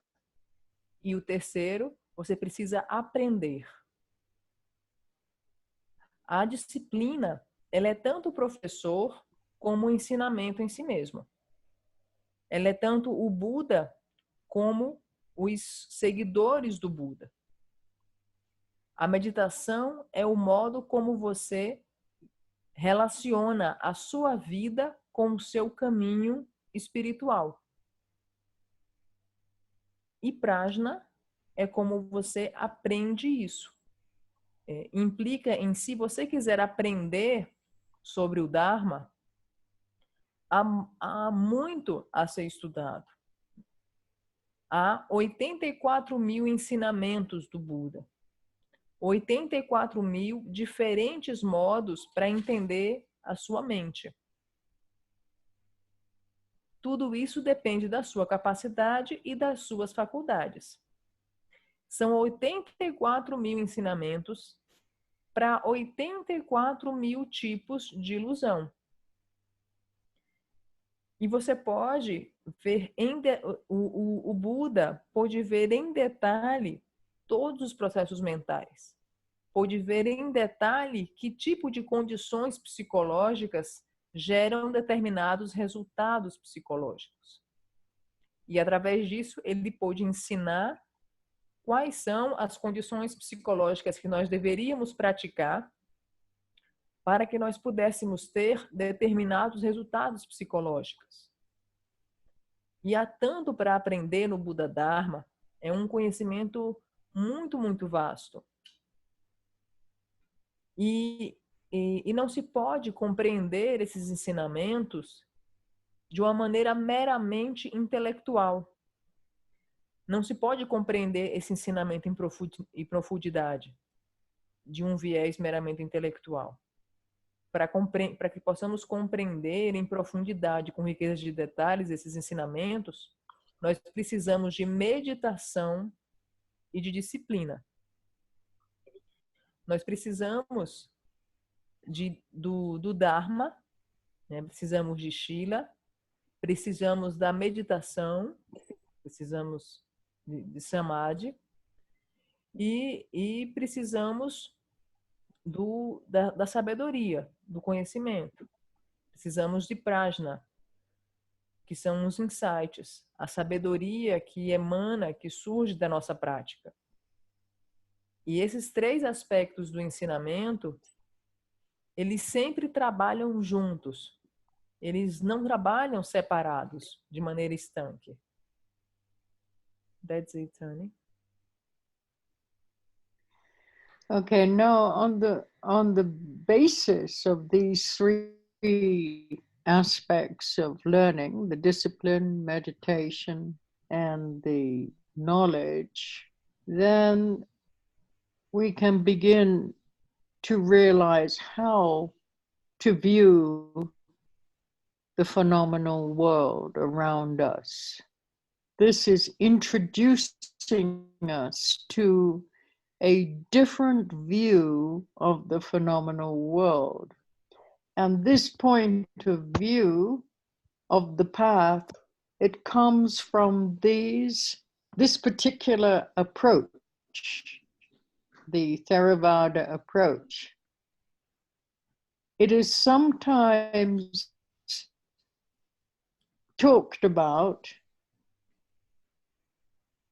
with the term, or sometimes sometimes talked about as the 4 marks of the view, or the 4 seals of the view.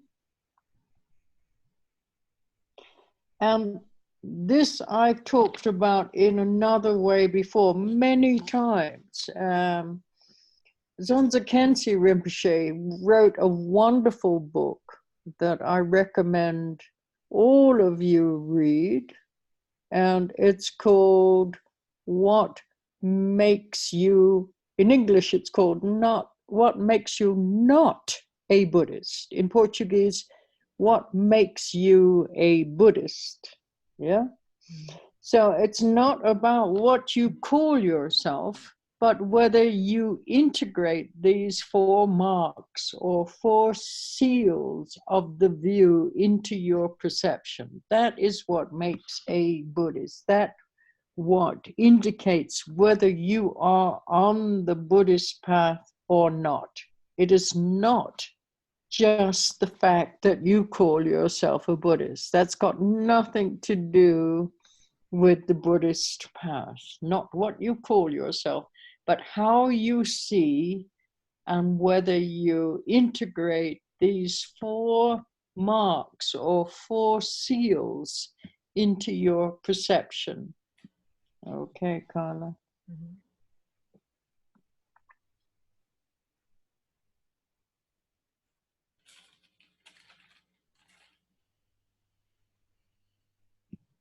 Na base desses 3 aspectos de aprendizagem, disciplina, meditação e sabedoria, na base desses 3 aspectos está como nós vemos o mundo dos fenômenos à nossa volta.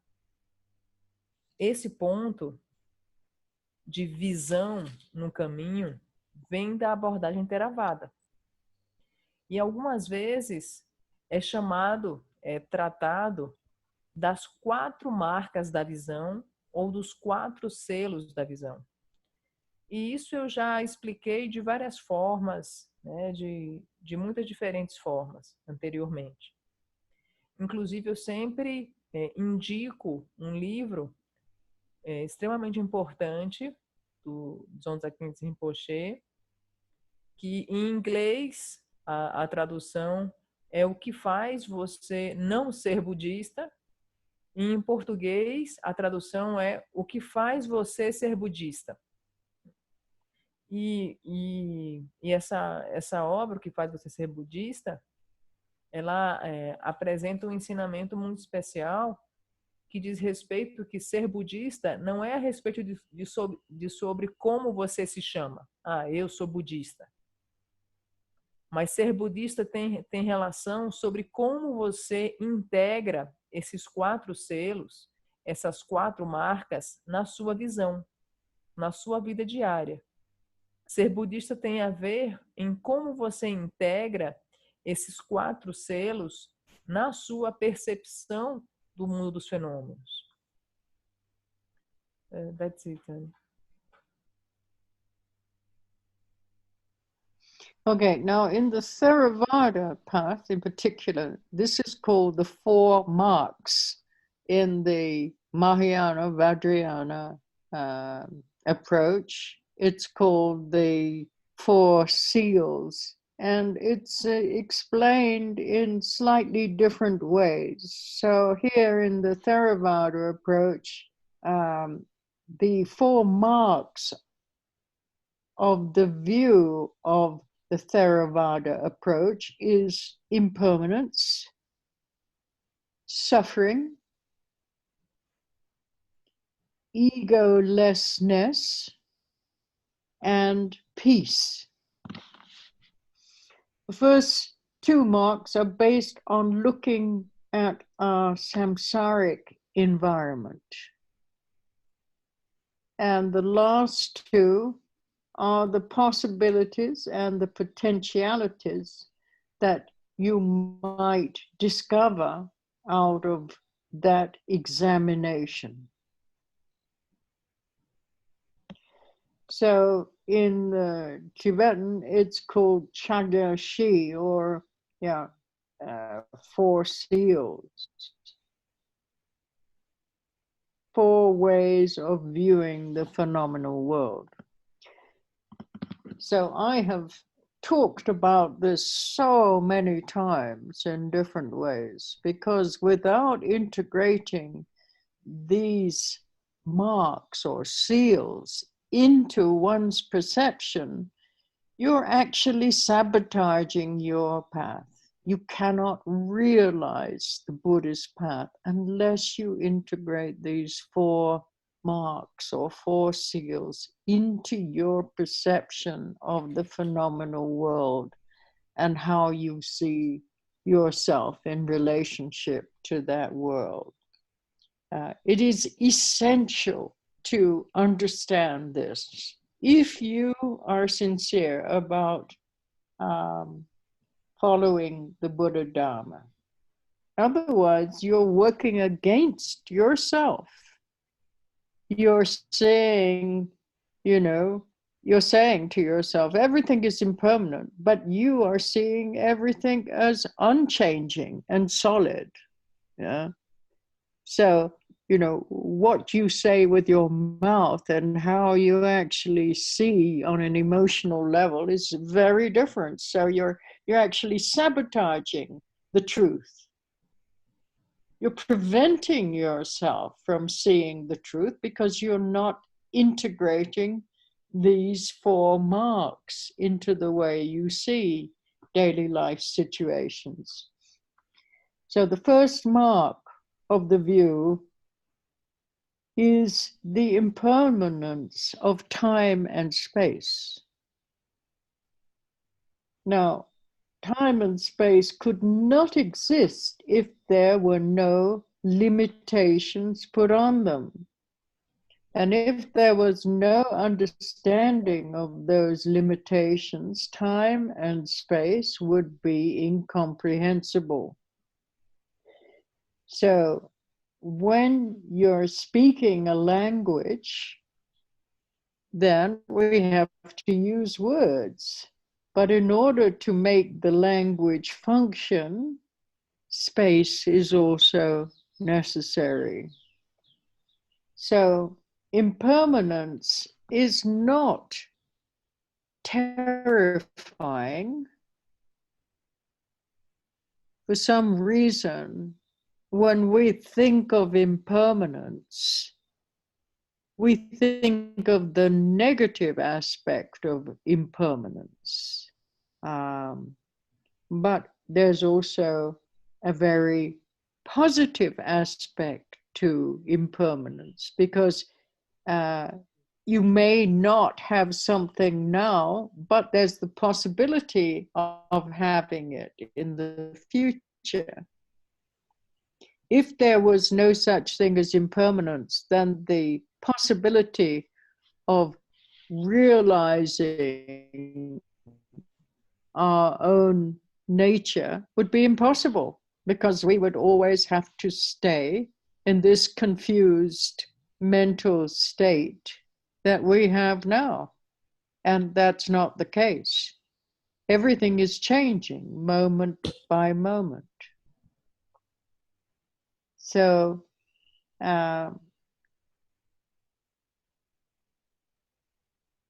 we have to understand that we're using language to communicate.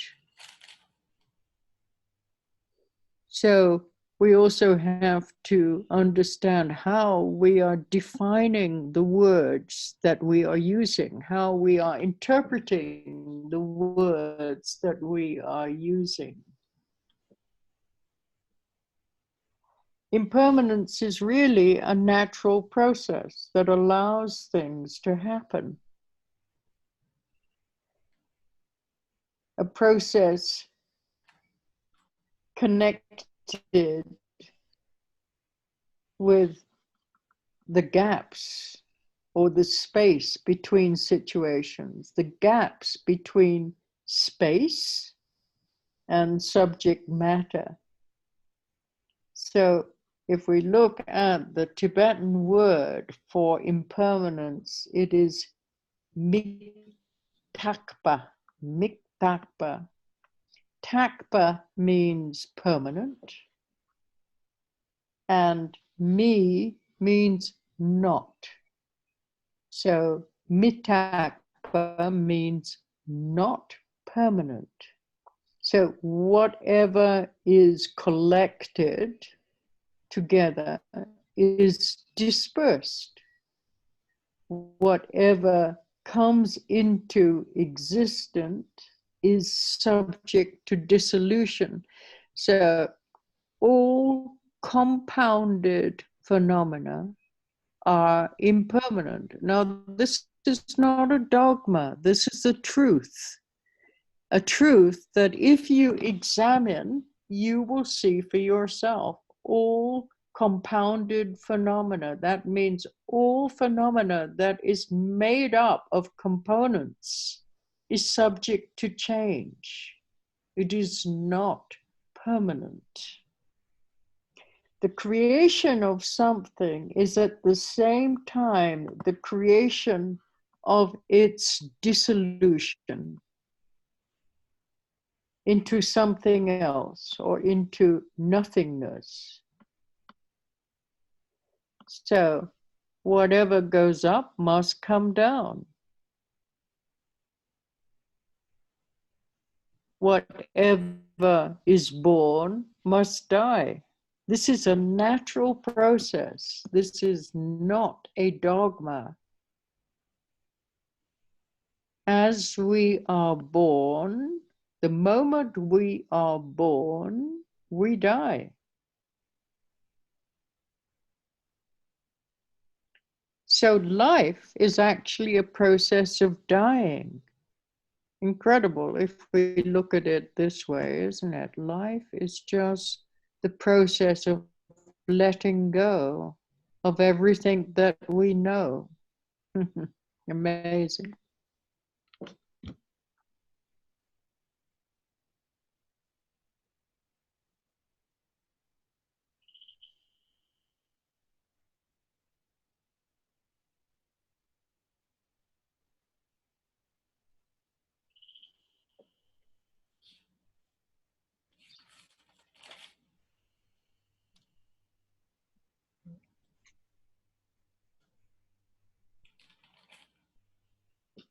Então, no caminho Theravada, isso é chamado de 4 marcas.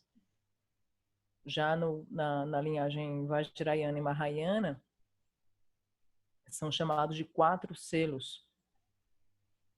Então, no Theravada, essas 4 marcas são impermanência, sofrimento, ausência do ego e paz.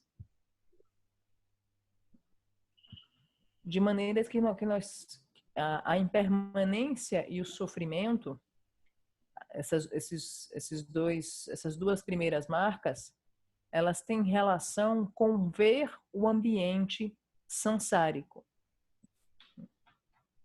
E os 2 outros, a ausência de ego e paz, estão relacionadas com as potencialidades e possibilidades que você pode descobrir desse exame.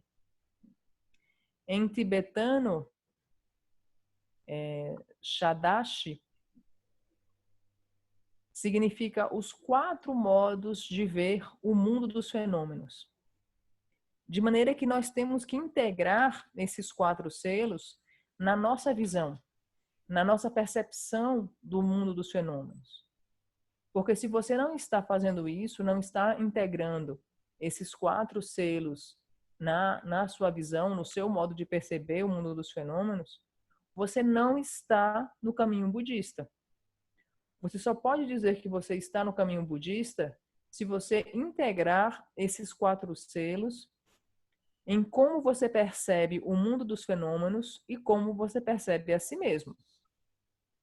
Muitas vezes nós dizemos da boca para fora: ah, não, eu entendo a impermanência, eu aceito a impermanência, eu compreendo a impermanência. Mas nós falamos isso da boca para fora. Por quê? Porque quando nós vemos o que quer que surja na nossa vida, nós vemos como se fosse algo imutável e sólido. E nós reagimos diante disso. Então, quando você diz que você acredita na impermanência, que você compreende a impermanência, você está dizendo da boca para fora. Porque o que você faz quando você não compreende a impermanência em sua profundidade, o que você faz é meramente se auto-sabotar. Você se auto-sabota constantemente porque você não integra na sua percepção, nas suas situações do dia a dia, você não integra essa impermanência. De maneira que o que você faz é sabotar o seu caminho espiritual constantemente.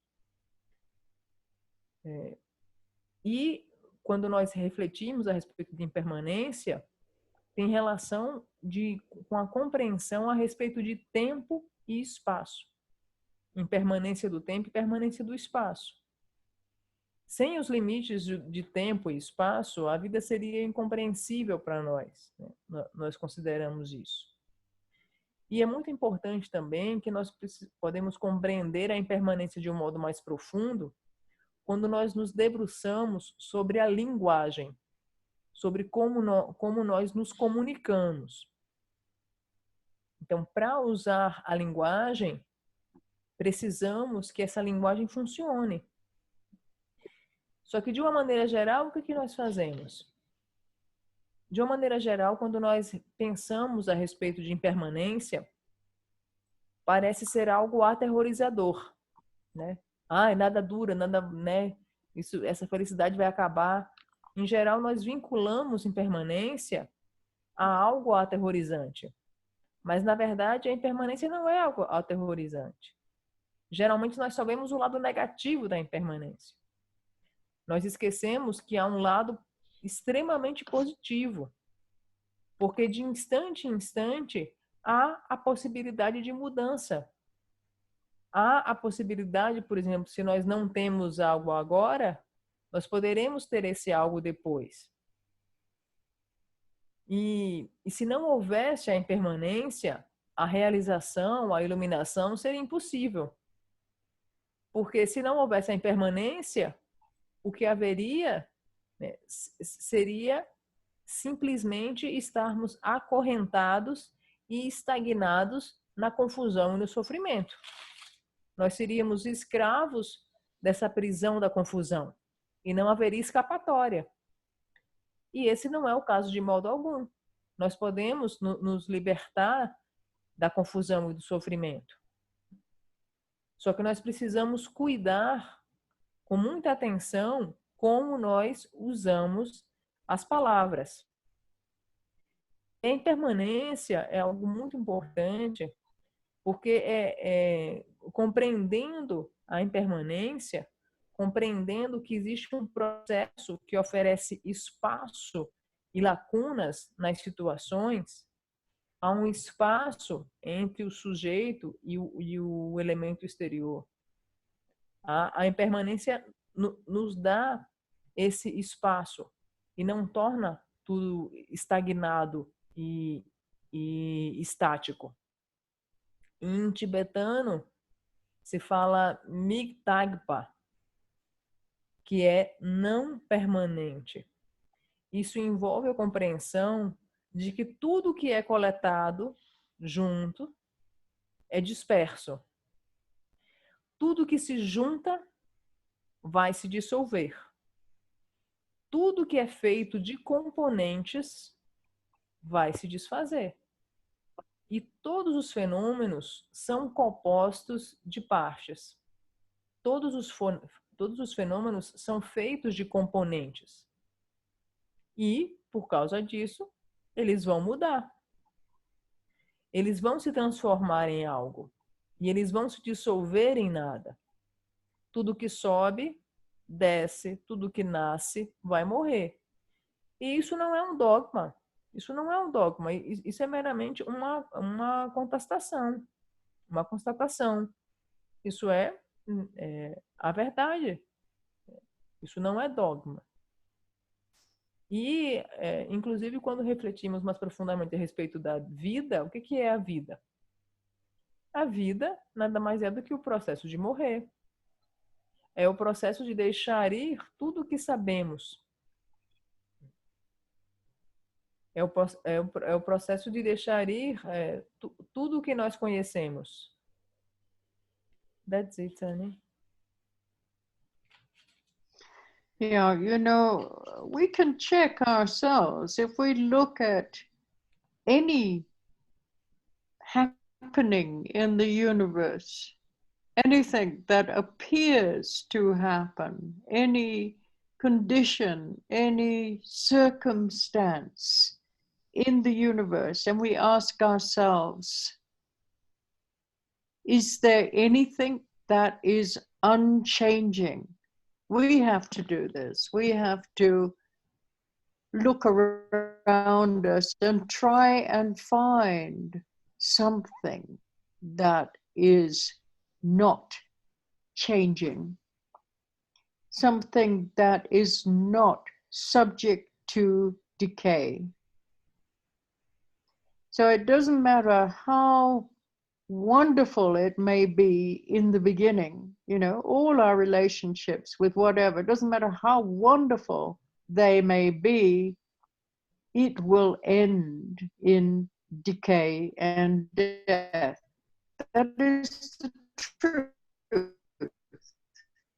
Doesn't matter how much you're in love with somebody or how a piece of art may be, it will end in decay and dissolution.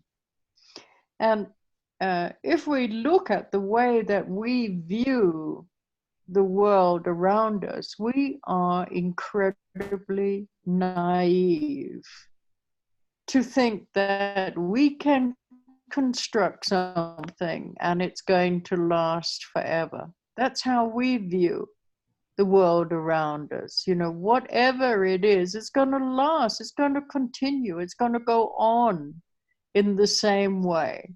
And all our relationships, you know, oh, I'm going to love you until death do us part. You know, the marriage ceremony is ridiculous, you know, as if nothing is going to change.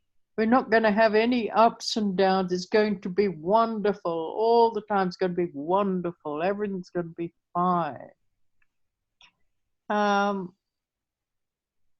So we fail to see that all compounded phenomena will dissolve in the end, and it will cease to exist. It doesn't matter how solid it appears to be now. Eventually, it will decay and cease to exist. Nothing is permanent. Everything that is formulated, gathered together, put together by our own conceptual mind,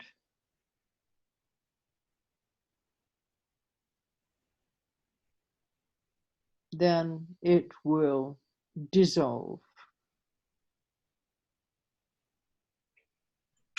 It is put together. Oops, I think our little rat went in the trap. I heard some noise. 1 minute, I have to check the trap to see if the little rat went inside. I'll be back.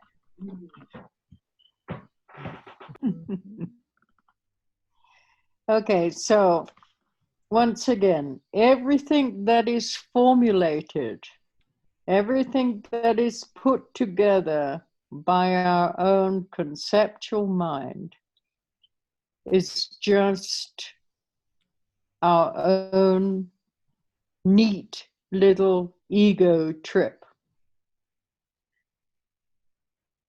It is our conceptual mind that makes things solid because we don't want to acknowledge change.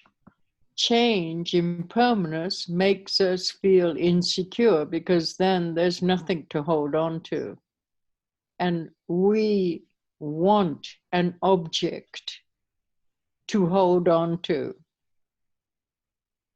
We want to freeze these changing conditions into an object so that the perceiver of the object can feel secure.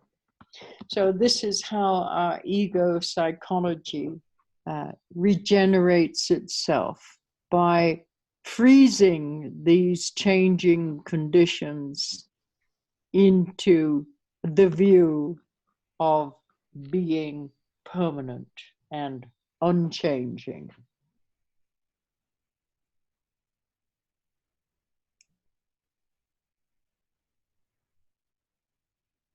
We try to put things together, but that logic naturally dissolves. It's like building a house. And if you build a house, since you built it yourself, then it's also possible to dismantle it. That's the way it is, yeah? We're bringing many conditions together, and as we bring the conditions together, also those conditions are subject to decay and to change. So we need to integrate that into the way we see whatever is happening in our life, you know, whether it's a feeling, whether it's a sensory perception, whether it's a thought, whatever arises will change. It will dissolve and it will change. Doesn't matter what we create, it will be subject to decay and dissolution. And until we see that as a truth, then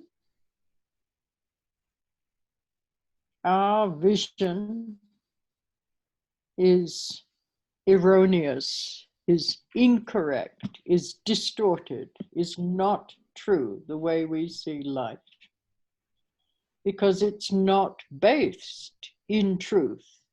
It's based in an error of perception, seeing things as unchanging, solid, substantial, having meaning and value from its own side, existing, independent of causes and conditions. That's the way we see now. Totally untrue.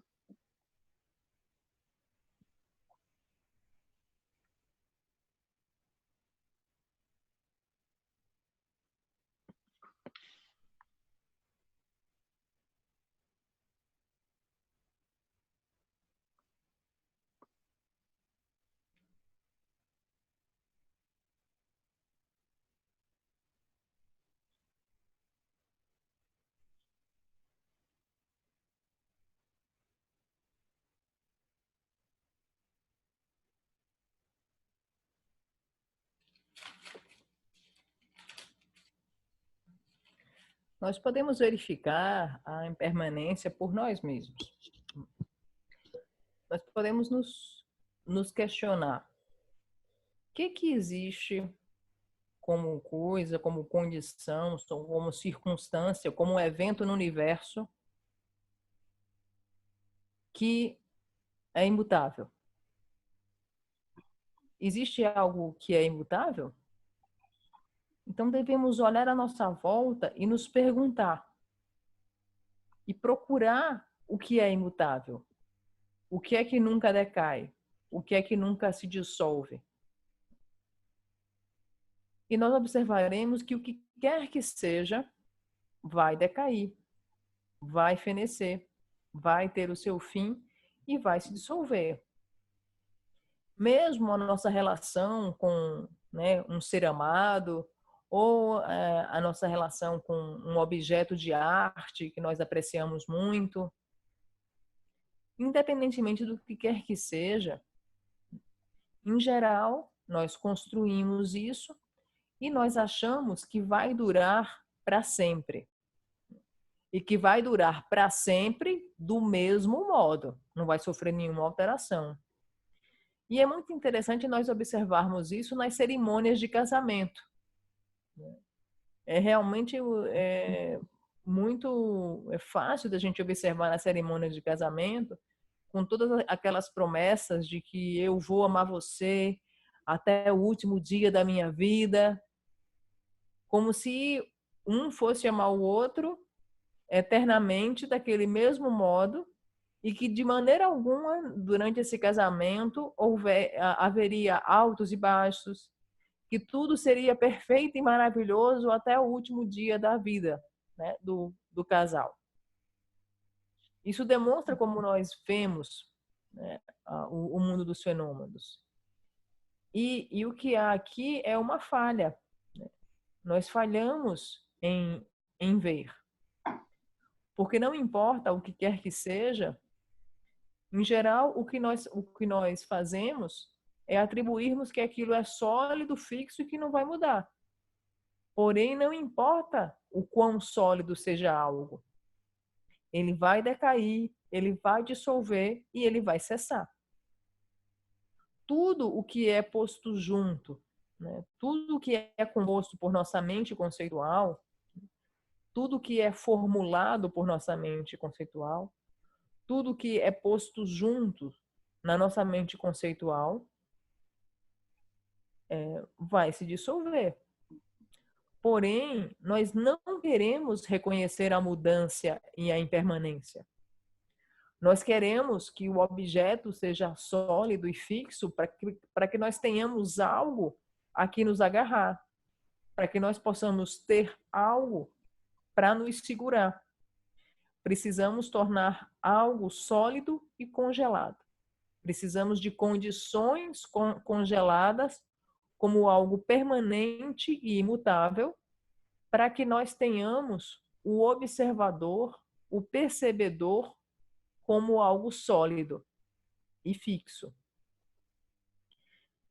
Porém, nós precisamos compreender que se nós construímos uma casa e nós construímos a nós mesmos, nós precisamos compreender que é possível desmantelá-la. Da mesma forma como nós trouxemos as condições para que juntas, para que se construísse essa casa, essas condições vão decair. E não importa o que quer que seja impermanente. Não importa se é um sentimento, não importa se é uma sensação, não importa se é uma percepção dos sentidos, não importa se é um pensamento. Não importa. O que quer que criemos está sujeito a decair e a se dissolver. Tendo que terminar alguma coisa é difícil, né? A gente nunca... Just let me finish. Oh, you haven't finished, all right. Yes. Então, não importa o que criamos, está sujeito a decair e a dissolver. Porque o que nós temos atualmente é uma visão incorreta, é uma visão errônea. O que nós temos atualmente é um erro de percepção. Porque como nós vemos, não é a verdade. Porque como nós vemos, não é baseado na verdade.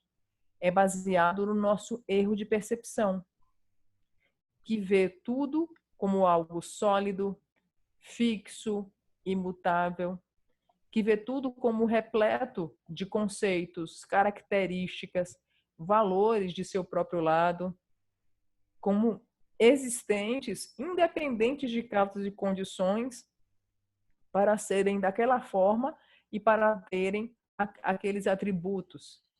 Nós não compreendemos que fomos nós que imputamos essas características, fomos nós mesmos que atribuímos esses conceitos, características e valores para o que está sendo observado. That's it, Tani.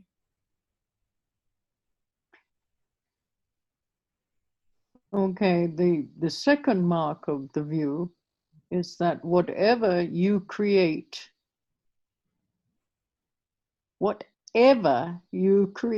could be regarded as a source of pain and suffering. Any comfort you might create is impermanent, and therefore it's liable to deteriorate sooner or later, and then it will turn into discomfort. The analogy that I use to contemplate every day is all happiness in samsara will turn to suffering. It is like running after water in a mirage.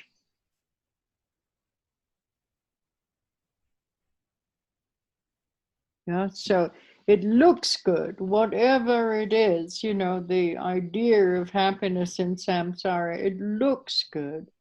And then we run after it, but actually it can never bring the result of what is intended. Or another illustration of this, which is probably better, is you run after this wonderful piece of fruit. It looks so delicious, but at the same time, it's poisonous. You don't know that it is poisonous. You just, when you see it, it looks so desirable. It looks like it's the answer to your desire.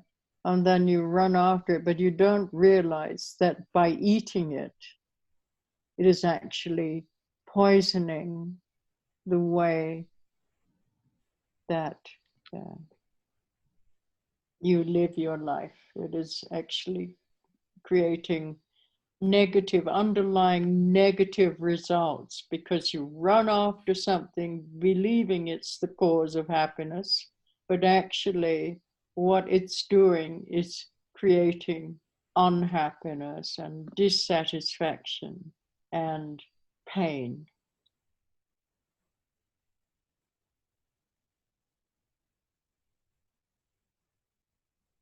Because it is impermanent. Whatever you run after, it's not going to last. It's changing.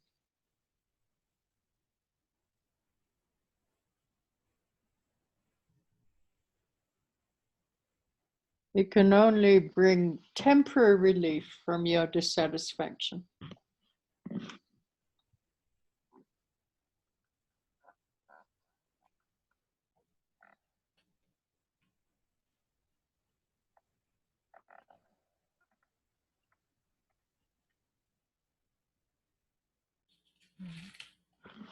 The Tibetan language, when we translate a lot of these ideas into Tibetan, it becomes more evident of the meaning of what is being said, whereas our language, it's not so clear. You know, when we think of impermanent, we don't really understand that it means not permanent. it's funny, but you know, we don't really understand the language that we're using, what it implies.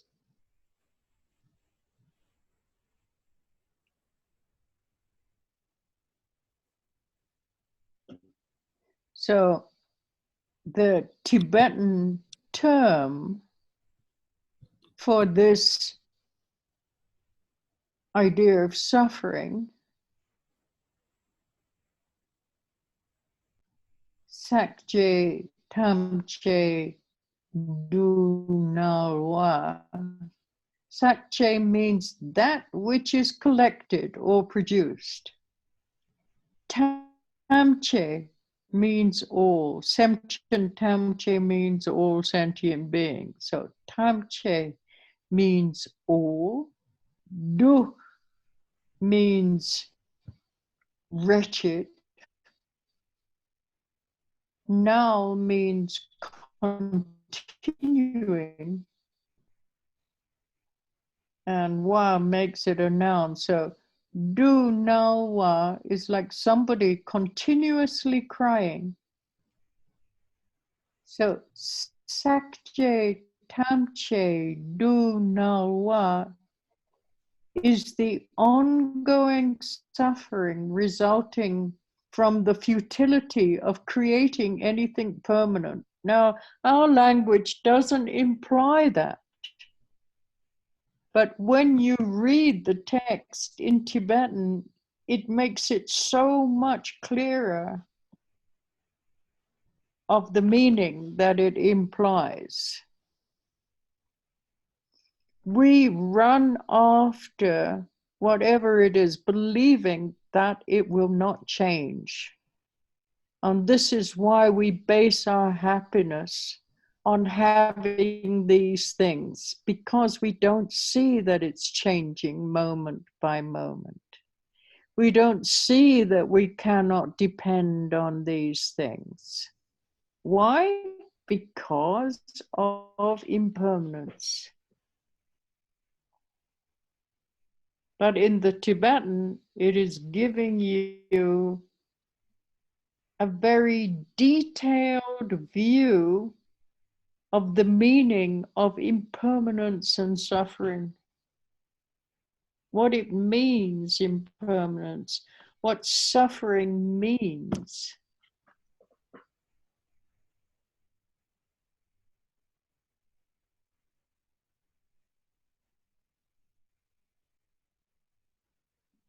Pain cannot exist by itself. It exists if you've produced a comfortable situation with the idea that such perfection of comfort will continue.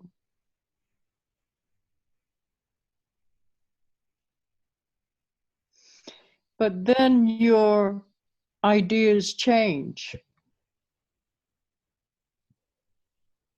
or your comfort dissolves, even before your thoughts change. So then your pain is based on the expectation that things will last continuously. Although the truth is telling you that nothing lasts continuously.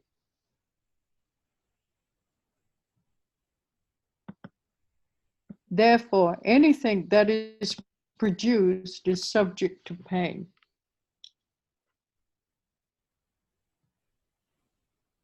We don't want to see this truth. We don't want to acknowledge this truth because we want everything to be permanent so that we can feel secure in our illusion.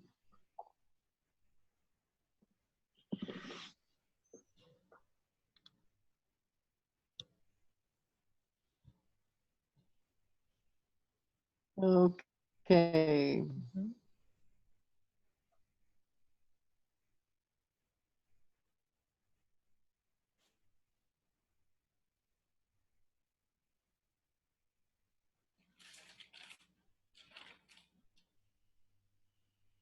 o que quer que você crie pode ser visto como fonte de desconforto e sofrimento. Mas o que quer que você crie e que você conceba como algo prazeroso, depois de um certo tempo se transforma e se torna em algo desconfortável. A analogia que eu uso aqui, né, para contemplar todo dia, é que toda felicidade no samsara irá se tornar sofrimento. É como correr atrás da água que está sendo vista em uma miragem. A ideia de felicidade no samsara parece boa. E nós corremos atrás daquilo que nós julgamos que nos trará felicidade. Porém, ela nunca traz o resultado que almejamos. Uma outra analogia que eu utilizo é como se você corresse atrás de uma fruta linda e deliciosa. Porém, ao mesmo tempo que ela é linda e deliciosa, ela está envenenada. Aquela fruta parece ser a resposta do seu desejo. Porém, você não está vendo que essa fruta é envenenada. E é isso que nós fazemos na nossa vida. É isso que nós estamos fazendo. Nós estamos constantemente criando infelicidade, insatisfação e dor. E porque algo é impermanente, o que quer que seja vai mudar.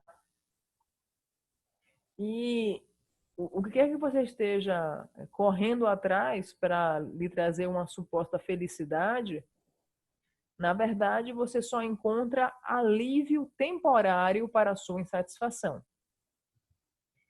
É muito interessante nós estudarmos a terminologia na língua tibetana, porque muitas dessas ideias elas se tornam muito mais evidentes quando nós estudamos como é dito em tibetano.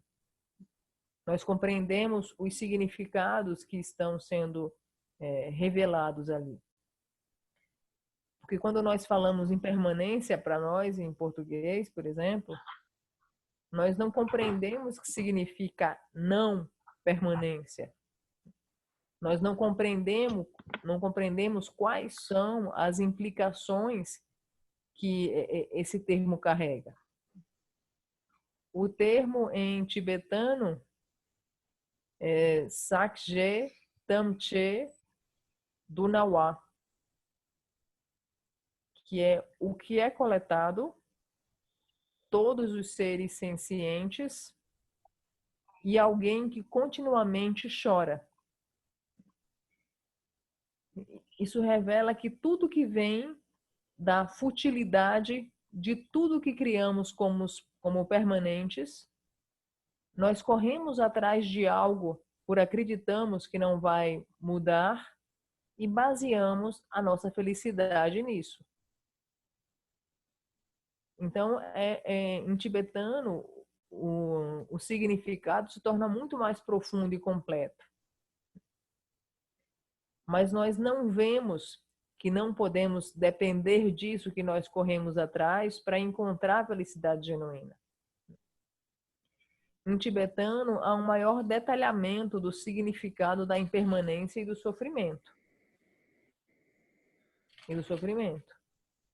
A dor, ela não pode existir por si mesma. Ela só existe se você cria uma situação confortável e você desenvolve um certo apego a esse conforto e você tem um desejo de que esse conforto continue. Mas mesmo antes do conforto apagar, do conforto acabar, mesmo antes dessa situação se dissolver, a própria expectativa de que aquilo possa se dissolver, ou o próprio pensamento de que aquilo pode acabar, já gera uma profunda dor e sofrimento.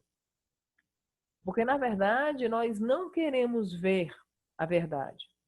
Nós não queremos reconhecer essa realidade. Nós não queremos conceber que tudo é impermanente, que tudo que surge passa e vai embora, vai se dissolver.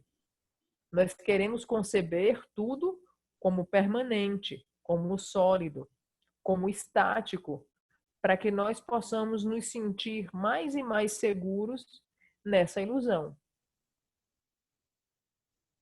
That's it, Annie. Okay. My rat escaped. Would you believe it? He disappeared out the trap. He's gone. He's a very intelligent rat. How he got out the trap, I don't know. Not even 3 minutes and he's gone again. There you go, impermanence. I thought, oh, I've got him, but no, he's gone. All right, everybody. Please, contemplate these teachings that we're sharing together here. And, contemplate to see if they're true or not. Look at your life experience, your daily life experience, and ask yourself, is there anything that is not changing? What actually causes the suffering in our life? Is it, trying to hold on to the pleasure? What actually causes the suffering? All right. So, if conditions allow, we will continue next week. And I hope you all have a wonderful week. Yes. And let's see, if we can make, if we can make our daily life more beneficial for ourselves and others by actually applying these teachings to the way we see life. All right. Love to you all. And bye for now. Bye-bye. Thank you, Anisa. Bye, Hi, Sarah. How are you doing? Hi, Gabriel. Good to see you.